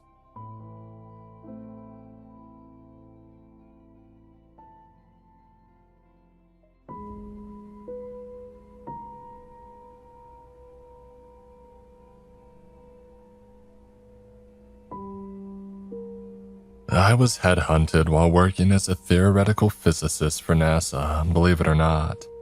It sounds like quite a downgrade to transition from studies of alternate dimensions, sitting parallel to our own, to security work. That was what I told the man on the other end of the phone, who called himself Harold Kingston. "Oh, it pays well," he told me. "It may well, but I'm just a little confused," I said. "I don't understand why on earth you would be looking to hire a theoretical physicist for the role of a security guard." "Well, that's just it, Dr. Holden. It's not a security guard vacancy per se. It's a role specifically for an academic of your talents and expertise, though we would have to discuss that in person. There are classified details which cannot be discussed over the phone. That would most certainly make the role far clearer to you. I would like to arrange an appointment for you to meet my colleague, Dr. Thompson, and me." "Oh, I'm not sure," I said. I was starting to entertain the idea a little more, now that I understood Mr. Kingston hadn't mistakenly phoned me up. It had been intentional. His organization had need of physicists. They had need of experts in all manner of research fields, apparently. But I wasn't too keen on leaving my career behind for an opportunity that still seems so vague. "The salary is triple what you're currently earning," Mr. Kingston added. I laughed. "You know how much I make?" "Well, of course, I handpicked you." I wasn't sure why that set me on edge, as I understood the concept of headhunting already. But something about the tone of Kingston's voice didn't sit well with my gut at all. "Is this a legitimate opportunity?" I asked. "Triple my salary, it sounds too good to be true." "Dye Solutions is a government-funded organization, Dr. Holden. And believe me when I tell you that the American government is extremely invested in the work that we're doing." He paused. "If you simply meet us for an appointment, you'll see all of this for yourself." Triple my salary. I told myself that I would be a fool to not at least meet the man and hear what he had to say. He forwarded the details to my email and I went to the specified location. Seeing the building in person did slow my rapid heartbeat, at least somewhat closer to a normal rate. It was not some back alley warehouse. but a multi-floored, glass-paned building. There is a large marble wedge on the main lawn, with a metal plaque affixed to its front reading, "Dye Solutions." I started to feel quite giddy as I went inside, and dreaming of the way in which a tripled salary taking me well into six figures could entirely transform my life. I didn't stop to think on what I would be doing. I just assumed it would be the same work that I had been performing for NASA. Only my harebrained ideas about other worlds might be taken marginally more seriously here, given the significant bump in pay. "Dr. Holden," I told the receptionist, a fair-haired young woman. "I'm here for the third floor," she interjected. "Room 17A. "Right, thank you." I went to the lifts to the side of her desk, impressed already by the efficiency of this place. The receptionist was so on the ball as to anticipate my needs before I'd even finished my sentence, and that had to spell good things about the running of this place. But why was there still a churn in my stomach as I awaited the arrival of the lift? I wondered, why did I still feel as I had during the initial phone call with Harold Kingston? That something about this Dye Solutions building, and perhaps even the people working for it, sat at odds with normalcy. Why was something in my very being screaming at me to run? I made it to the third floor and I was startled into the back wall of the lift as the doors opened, revealing a white-haired man standing and smiling broadly back at me. "Oh, sorry," he said. "I didn't mean to scare you, Adam. I'm Harold and we spoke on the phone." I steadied my breathing and chortled at myself and the old man joined in. "An embarrassing first impression," I said. "Oh, not at all. In fact, it might be better to get it all out of your system now." My smile faded as I exited the lift and followed the old man up the hallway. Get it all out of my system? What did he mean by that? Kingston opened the door to 17A, and he sat me at a table opposite a middle-aged woman with the beginnings of gray hair whom he sat beside. "This is Dr. Elise Thompson. I mentioned her over the phone." Elise stuck out a hand and smiled as I took it. "Pleasure to meet you, Dr. Holden. I'm looking forward to us working together in the facility." "And the facility?" I asked. "Oh, the facility will be your workspace," Kingston answered. "You'll be providing security solutions for Elise and the other members of your team, based on your findings." "My findings?" "Oh yes. We've been reading through your papers on other dimensions over the past few years. Fascinating work, Dr. Holden. Genius work, dare I say. You ought to feel quite accomplished." I scoffed. "What, working for peanuts as a glorified grunt in a cramped office?" "Yes, well, NASA didn't appreciate your talents, but we will if you choose to work for us." I must admit the salary certainly suggests that I would be appreciated. More appreciated, at least. But I'm still confused about the nature of the job opportunity. I'll be providing security solutions based on my expertise in the field of alternate realities. And that just sounds like nonsense, if you'll forgive me for saying so. Kingston and Elise chuckled. "Oh, I forgive you," he said. "It sounded like nonsense to me too when I first joined the organization 20 years ago. They told me all about the facility, but I believed none of it until I saw the place for myself. I'm going to need you to do the same, Adam. I'm going to need you to suspend your disbelief." I shrugged. "I'm an open-minded man. Clearly, you've read my papers, so that should come as no surprise to you." Kingston smiled more broadly and then looked to Elise. "I told you this was the right man for the position." "Well, let's give Dr. Holden the chance to decide that for himself, shall we?" Elise asked. "Go on, sir, give him the lay of the land." "The facility," began Kingston, pausing to inhale, "is another world. It sits parallel to ours. It is the type of dimension about which you have theorized for your entire career, Dr. Holden. It is real, and I want you to help study this place, bring some reason to the madness, and in turn perhaps help to protect your colleagues who are working down there. I paused for a moment. I measured my response.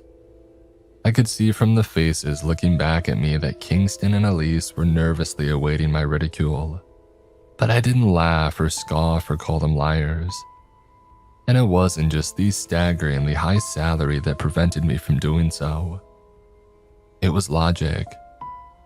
If they were lying, I would find out soon enough. Why go to all this trouble to intentionally tell a lie? What could they possibly gain from it? I had little money. I suppose even my middle-aged body had somewhat decent organs that these two might hack out of me and sell on the black market. But this was all too elaborate an operation to be a scam. I believed what they were telling me. I knew that much. But it didn't, of course, mean that they were right. I decided that was perhaps why they had sought me out. Perhaps I was here to crush their dreams and tell them that they had not, in fact, discovered a parallel reality. I had theorized about such things, based on studies on particles that defied current understandings of physics. But I had dealt with so many naysayers over the years that I barely believed in the concept of other worlds myself. Still though, I couldn't miss out on the opportunity of at least securing a decent salary for myself, working for this government-funded agency before it no doubt imploded, once senators in Congress realized there was no merit to funding a fantasy. "Are you saying that I had the job? Should I accept now?" I asked. "I am," Kingston answered. "And how soon will I see this facility?" The old man pushed a piece of paper across the desk. "As soon as you sign this," he said. And before me on the surface lay a strangely sparse NDA. It was far too limited in its number of clauses, and those clauses were worded in vaguely threatening ways, suggesting that whistleblowing would be the very last thing that I would ever do with my life. It was another red flag atop the many other red flags since I had first taken the phone call from Harold Kingston less than a week earlier. But I was a foolish man in his late 30s, thinking only of the sickeningly high salary and the life of finery that awaited me, should I play my cards right and stretch out this work opportunity as long as was feasible. But first, I would have to play along and pretend to be impressed by whatever nonsensical evidence of a parallel universe that Dye Solutions had found and called the facility. Harold and Elise got up and led me out of the room, and I was driven madder by curiosity than I ever had been by any other scientific or personal endeavor in my life. These two had insisted that I would essentially be working security, and I had laughed at the notion. They hadn't. "Am I not a little overqualified for a security role?" I asked. "No," answered Kingston. "Not for this kind of security work. I told you, Dr. Holden, you're going to be doing more than watching surveillance footage. You're going to become the expert on the facility. We'll give you the knowledge and experience that we've spent years building, and you're going to give us your mind in return. You're here for your expertise. You'll be conducting experiments on a daily basis to ensure the safety of our teams in the various areas of the facility that we've mapped out over the past 22 years. I still don't really understand the facility that I'm supposed to be guarding," I said. "How does my expertise come into play here?" "Oh, I suppose the word facility might be throwing you off." Kingston led us to the lift and pressed the button, and we waited quietly for a few moments. "You'll understand when you see it for yourself," said Elise. "And that is where you're taking me now, right?" "It is." I smiled. "It's just a relief to know that I got the job." "No, you were never at risk of failing the interview, Dr. Holden. Whether you got the job was always in your hands. Now you've signed the NDA, that's it. You work for us here at Dye Solutions.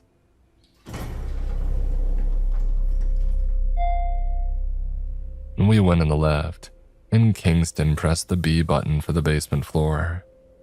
And there's no need to be so nervous now, Dr. Holden. I'm not nervous about the job. No, but you are nervous about the facility. I frowned. That wasn't quite right, and Kingston clearly realized that. Sorry, he said. What I mean to say is that you're nervous because you don't believe in the facility. I went pale, watching the numbers on the lift screen disappear down to 1, and then 1 became B. I stammered as the doors opened. I don't. It's okay, Adam, said Elise, motioning for me to follow as she clambered out of the lift. We were all the same when we first started here. None of us believed. I followed her out of the lift alongside Kingston. So you both keep saying, it has to be seen, right? Right, Kingston replied. The pair took me down a mostly unlit hallway to a nondescript door, guarded at either side by 2 men in black security attire. Their rifles affixed to their fronts caught me a little off guard. This seemed like an excessive defensive measure, and it begged the question of what security work I would be doing. Yes, Kingston kept telling me that my job title was a little misleading in a traditional sense of security work, as my role would involve scientific studies of some kind. But here were 2 men that seemed to be doing a perfectly suitable job of securing this facility, all with the traditional method of deterring would-be intruders with firearms. Kingston nodded at the 2 men, and then opened the door onto a room. But to call it a room was a stretch. It was little more than a storage cupboard, cleared out of whatever else it had once housed, given the carpet's indents, forming the telltale lines and holes of rather ordinary shelving units or boxes. It was a disappointing room. There was nothing in there, and I almost wanted to ask whether this whole thing had been a joke all along. But I was no moron, and I didn't want to lose out on such a well-paid opportunity. This was still the initiation phase of my employment, and I feared that stepping out of line in any way might still lose me the job, no matter what they said about it already being mine. I was almost certain that this had to be some manner of test. Obviously, a cleared-out cupboard was not the facility that they had kept discussing. It clearly wasn't the space that I would be guarding, as the job was being performed perfectly well by those 2 men on either side of the open door into it. But if 2 men were really needed to look after a tiny empty cupboard, then that dampened my hopes for Dye Solutions being a reputable organization, and it certainly did not bode well for the facility being an interesting place. But then Kingston marched ahead of Elise and me, striding towards the far wall of the storage cupboard. It took him only 2 steps to cross the entire room, and then he was gone. Gone. He had vanished before my eyes. I let out a scream as I came to terms with what I had witnessed, and Elise held my shoulder and tried to settle me. It's okay, she said. It's okay, just walk through the wall. I'll be right behind you, it's safe. I spent a minute or so collecting my breathing, and Elise did pressure me again. She stood there silently holding my shoulder as if to steady my footing and stop me from collapsing. She was absolutely giving me a moment, no doubt about that. She had once stood in that exact same position, perhaps having a panic attack much like my own as she came to terms with the fear gripping her entire body and mind. And she and I certainly couldn't be the only ones to find ourselves in this predicament. Kingston had been there too by the sounds of it. He had mentioned other colleagues in the facility. The facility was how it lay behind the wall.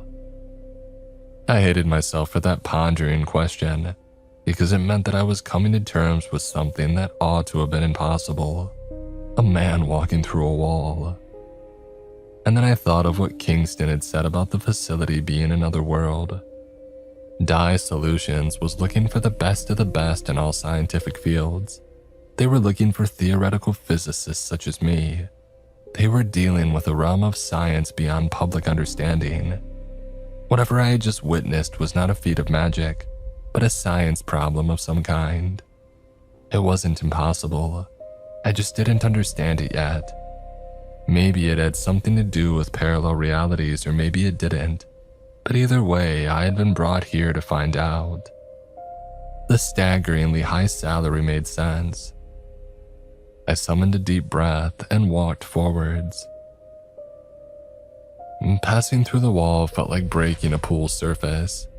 It was the only proof I had that this wall was not some holographic trickery set up by my new Dye Solutions colleagues to play a practical joke on the new hire. Of course, I still told myself that there could be a hoax or a scam at play, even if I hadn't quite pieced it together yet. But what I saw on the other side of that wall put all my doubts to bed. Ahead of me stood Harold Kingston in an endless hallway. Whether it was truly endless or not remains an unanswered mystery to this day, but I knew the distant horizon was a pinprick, where the walls and ceiling and carpet met at a center point. This hallway stretched for miles. I was sure of it, and that surely ruled out this all being some elaborate hoax, for I couldn't see why the government would fund Dye Solutions to dedicate so much time and so many resources to building a gargantuan underground place. Yet somebody clearly had built it. This place. This strange place. "Welcome to the facility," Kingston said. Dr. Elise Thompson emerged at my side, having slipped through the wall behind me. "Hurts your eyes, doesn't it?" she asked meekly, having lost all the confidence that she had in our conversation on the other side of the wall. You'll get used to it." "It hurts my ears more," I said. "What is that noise?" An obnoxious buzz came from all around. It seemed to ooze from the far distance of this infinite hallway, stretching far past the outer limits of the Dye Solutions building, ridding me of the notion that this was all some elaborate physics trick.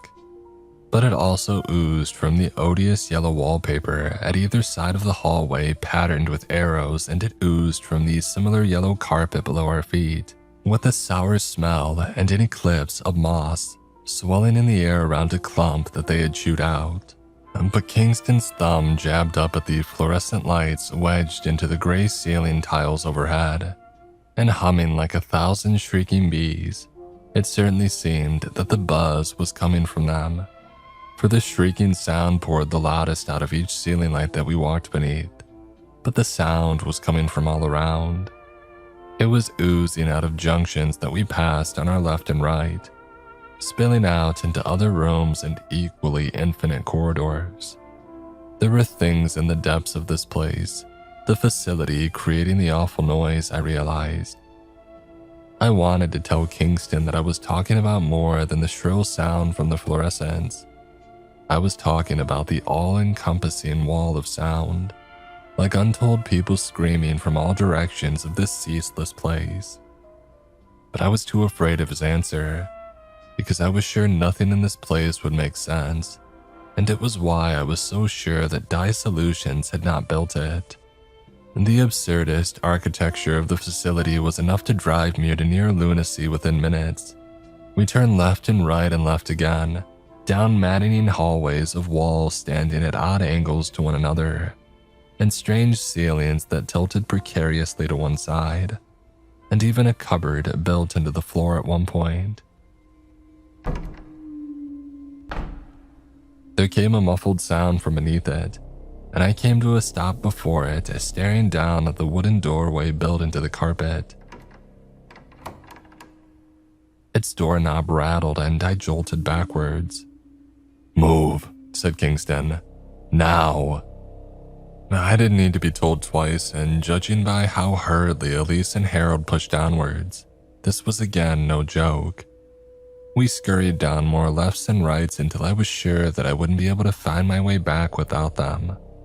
But I was just glad to be away from that horrid cupboard in the floor, and whatever thing lay in wait on the other side of it, rattling its handle and praying for somebody to let it out to the other side.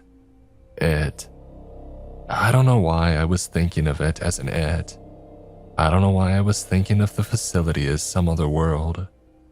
It seems insane that I should have bought Kingston's story at face value, doesn't it? But you weren't in that place. You didn't feel it. There was something wrong with it. And I started to consider as we worked our way into its yellow depths that the facility had not been built at all.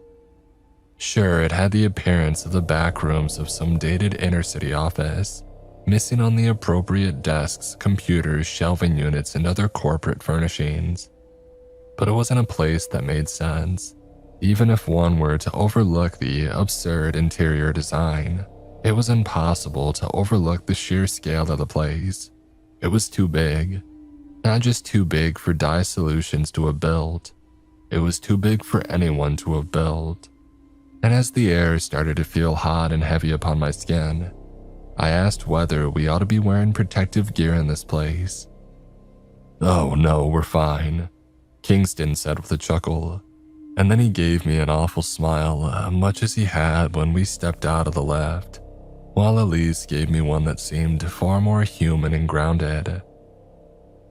I had the sense that she hadn't been working here too long, in the grand scheme of the facility's history, and I wondered whether people working in this place as long as Kingston might be driven similarly mad.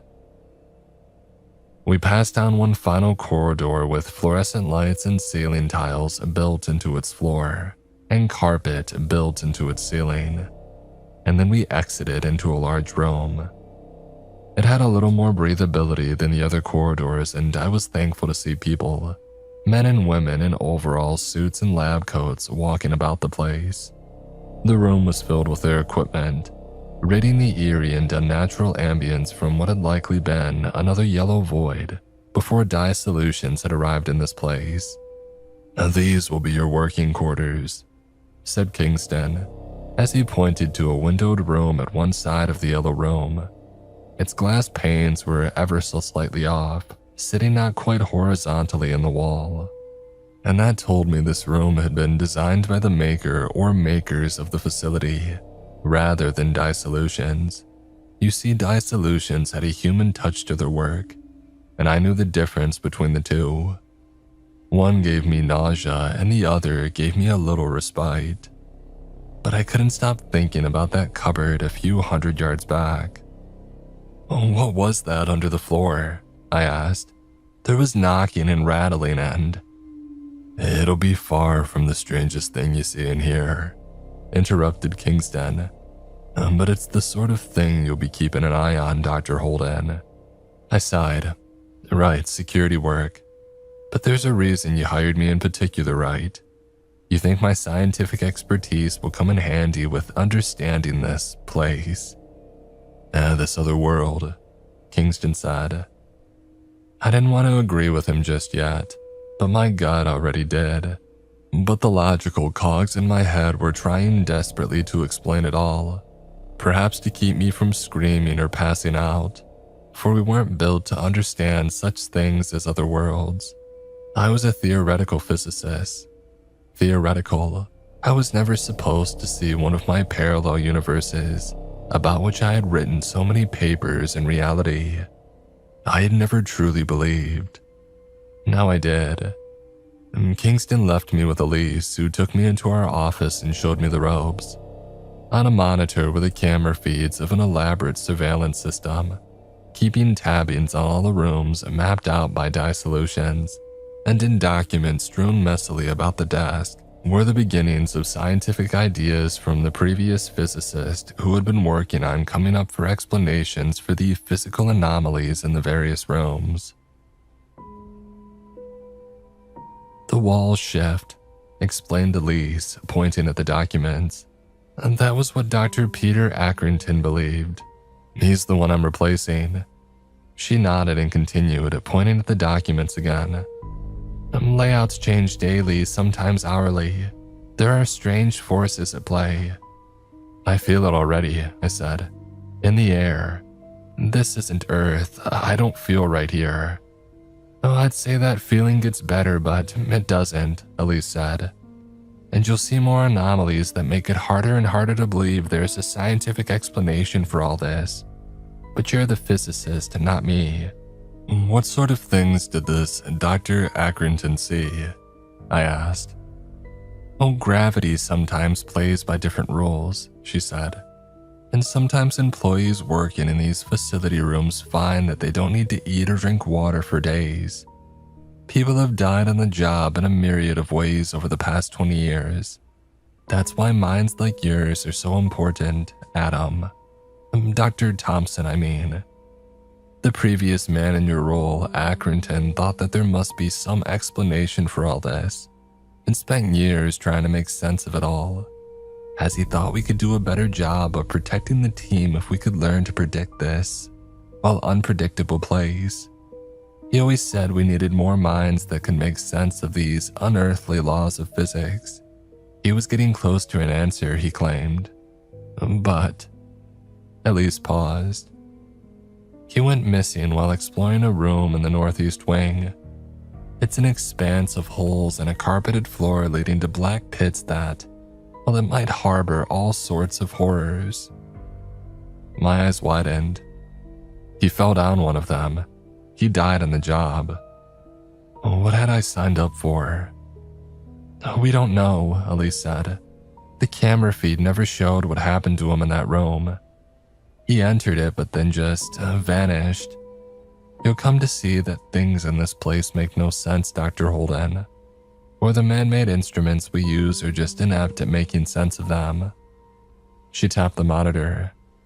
I nodded. Well, we're operating in a new realm of science.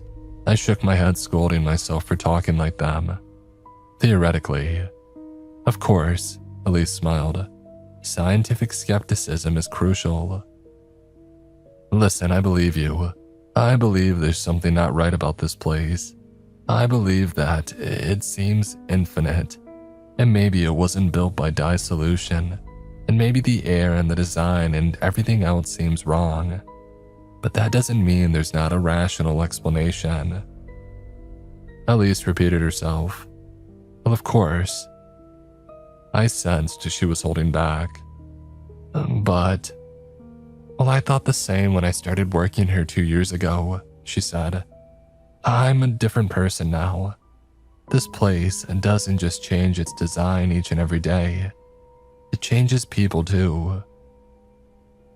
I wasn't so sure about that, but I agreed to do my best to fill the role of Dr. Accrington. I agreed to study this place and carry on the physicist's work of trying to understand the patterns of the rooms so as to better protect the team. I asked why she hadn't stepped into the role, and she explained that she was a doctor of chemistry.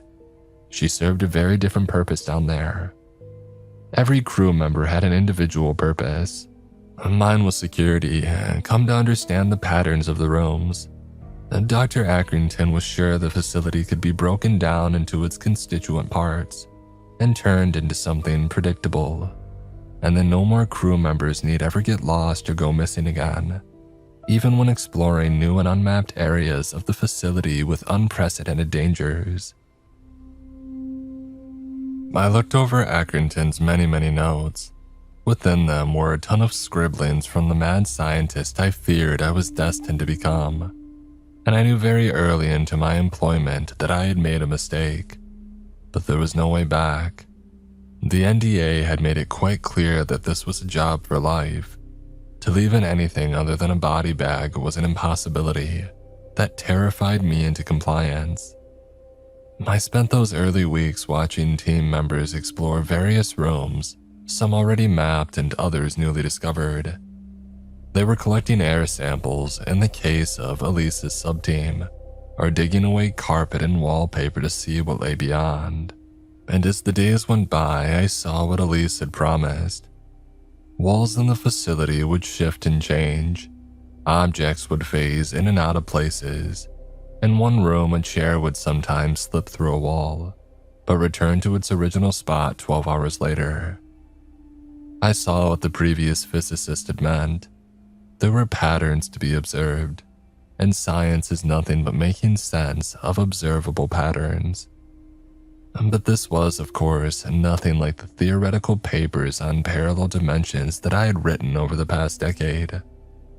I had spoken on particles behaving in peculiar ways, of course, but to see it with my own two eyes was quite another thing.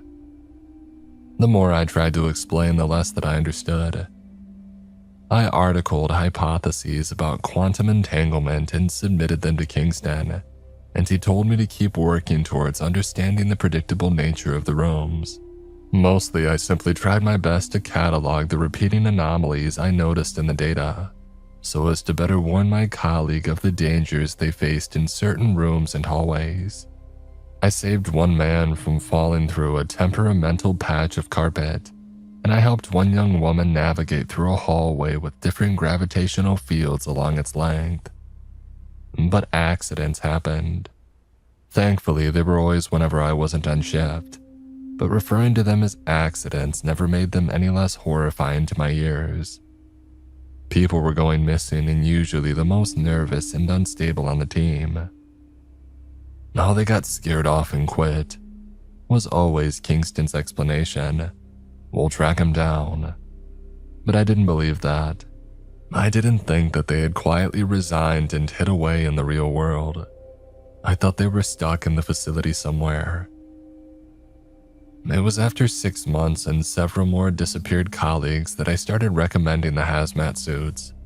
The commonality in the lead up to every disappearance was erratic behavior, and my working hypothesis was that the air of this facility was different from ours back in the real world. On the other side of that wall into the dye solution storage room. Elise had already been studying air samples for years, of course. She told me that they knew they were missing something, but the data wasn't helping them out. The air contained oxygen, nitrogen, argon, carbon dioxide, and other trace gases. But those gases were like none on Earth. This was, for the most part, the same as our air back in the real world. But there was something in there which made no sense. It wasn't some particulate or pollutant, as we might get back in our normal atmosphere, but something for which the machines of dye solutions couldn't understand. And I was keen to test out whether correlation and cause might marry after all. The disappearing colleagues were always long-term employees.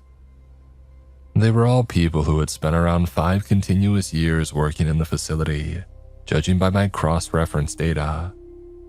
We were inhaling something that was driving us mad. I didn't want to overstep my realm of scientific inquiry, but Elise thankfully agreed with me. We petitioned the hazmat suits and Harold Kingston begrudgingly agreed, and what we found certainly supported my data. Workers' mindsets certainly improved after donning the hazmat suits with oxygen tanks. I certainly had far more mental clarity afterwards, but Kingston always refused to wear one himself. He talked about how he had spent 20 years working in the facility, and he hadn't gone mad and disappeared into its depths. He said that disproved my hypothesis, and that I would see. Those employees were safe and sound somewhere in the real world, and his men would find them. Of course, I found it debatable that Harold Kingston was fine. Something about the man had unsettled me since our very first meeting. He was an uncanny chap. Was that just his nature, or had he been changed after 2 decades of inhaling the facility's air? I wasn't sure. It was after a year of working down there that it happened. Elise and Harold went missing. I hadn't been on shift when it happened, so I scoured the footage and found that Elise and Harold had simply vanished into thin air in the room of holes, where Dr. Accrington and so many other dye solution employees had disappeared over the decades. And just as had been reported with Dr. Accrington's disappearance, Elise and Harold did not trip and stumble down one of those holes. They simply ceased to be. They were on the cameras as our boss led her into the room, and then they were both gone. And that was when, as I studied the camera feed around the time of their disappearance, I noticed something almost imperceptible. 2 of the holes had darkened into absolute blackness, as if they were no longer full of shadows, but an absence, or perhaps I realized it was quite the opposite. 2 people had vanished into thin air. 2 holes had darkened with their swallowed souls. I was starting to sound mad myself, so I checked the oxygen tank on my hazmat suit, found that it was fine, and put my face in my hands. I wept for Elise. She and I had become close, too close perhaps. I should have maintained a degree of professionalism and separation. I realized in that moment that I had fallen in love. Fool that I was. So I got to my feet and went out to the room of holes, watched by a few timid colleagues from the doorway. None were keen on stepping foot in that room, which had caused 3 of their colleagues to vanish already. They looked at me as if I were driven to insanity by that strangeness in the air, which had affected their coworkers, but it was Elise who had driven me to this insanity. It wasn't some sense of justice. It wasn't some hero who would have bravely gone in search of any fallen colleague. It was Elise. I had to save her. I wasn't thinking clearly. I don't remember fetching a rope or having any sort of plan as to how I would venture down one of the black holes. The room made the decision for me. My vision filled with blackness and I was falling, tumbling down a void, hearing the screams of the dye solutions workers tumble down after me. And then I was lying softly against a hard floor. I had not clattered to it, I had drifted to it softly, as if plucked from one place and laid gently in another. I rose to my feet and found wet tiles beneath, stretching towards a pool that stretched off around a corner, like those maddening yellow hallways up above. But this place was different. Was it still the facility? It had to be, because it gave me that same feeling of wrongness. Now it was a mirage of a swimming center rather than an office space, but elements of that facility above had seeped in. I saw a hallway of yellow carpet leading off from the tiles behind me, and so I followed it. It was not a route picked out carelessly or at random. There was a trail of wet footprints across the carpet. It had to be a sign of Harold Kingston and Dr. Elise Thompson. I followed this wet trail of footprints across the carpet and into another room, covered in tiles, across its floor, walls, and ceiling, with only scant light spilling inside from fluorescents in the carpeted hallway. I didn't step into the room. I was frozen in fear to the spot, because there was a man standing in it, a man that I recognized. "Harold," I whispered. Kingston was standing and staring at the tiled wall facing away from me, and I realized there was a thin sheet of water trickling down those tiles from a gap between the wall and the ceiling. My boss seemed to be mesmerized by it at first, but then I couldn't see his face. For all I knew, he was staring blankly at the tiles ahead, not a thought in his head at all. "Where's Elise?" I asked. "Sir." He finally turned and I screamed. Kingston's face was gone. The old man clawed at the blankness where his facial features should have been, now covered in flat and pale skin, and he started to stumble blindly towards me. But as he went, his stumbling stopped and he found a calm and measured stride. He was walking directly towards me. Even without eyes, he could find me. I turned and ran left, followed the carpet to a hallway of slick tiles, which nearly brought me flat to my face as I skidded across them. There were fewer lights with every turn I made, but I was guided instead by occasional smears of blood on the tiled walls of the corridors. A trail of handprints led me deeper into the dark. And then I came to the worst of the rooms. Lit by a solitary ceiling fluorescent was a pool in the center of another tiled room. And in that pool was a young woman, her head being forced underwater by a nude, bald man. "Elise!" I cried out, and the man turned to face me, revealing that he was like Kingston, with no features on his face. He was an undressed toy doll, creating friends to join him. That was the most sense that my logical mind could make of it all. And as he let Elise come up for air, I saw her lips drip off from her face, as if washed away by the water. She was trying to scream, judging by the tautness of the flesh on the bottom half of her face, and the wild look in her eyes as she turned to look my way. And those eyes were starting to drift down her face too, washed away by whatever the water had done to her, as if she were a smudged watercolor portrait. The nude, faceless being took hold of Elise again and giggled, muffled behind its face flesh as he dunked her under the water again. Like a child playing a game, and she was his toy doll after all. I saw her nose and eyes drift up to the surface in bubbles and float away, watching me as they disappeared into the darkness of the room. There came a hand on my shoulder, and I was spun to look into the faceless face of what had once been Harold Kingston. He was what Elise was about to become. The old man's lower jaw stretched, screaming something at me as I screamed back at him with my lips still intact. I think he told me to run, but regardless, that was what I did.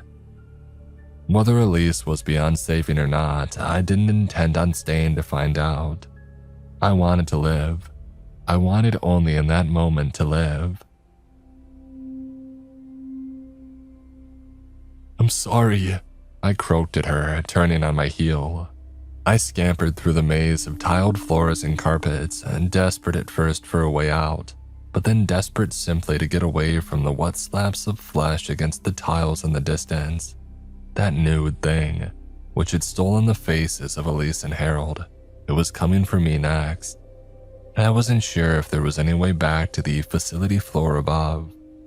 I was trapped down there.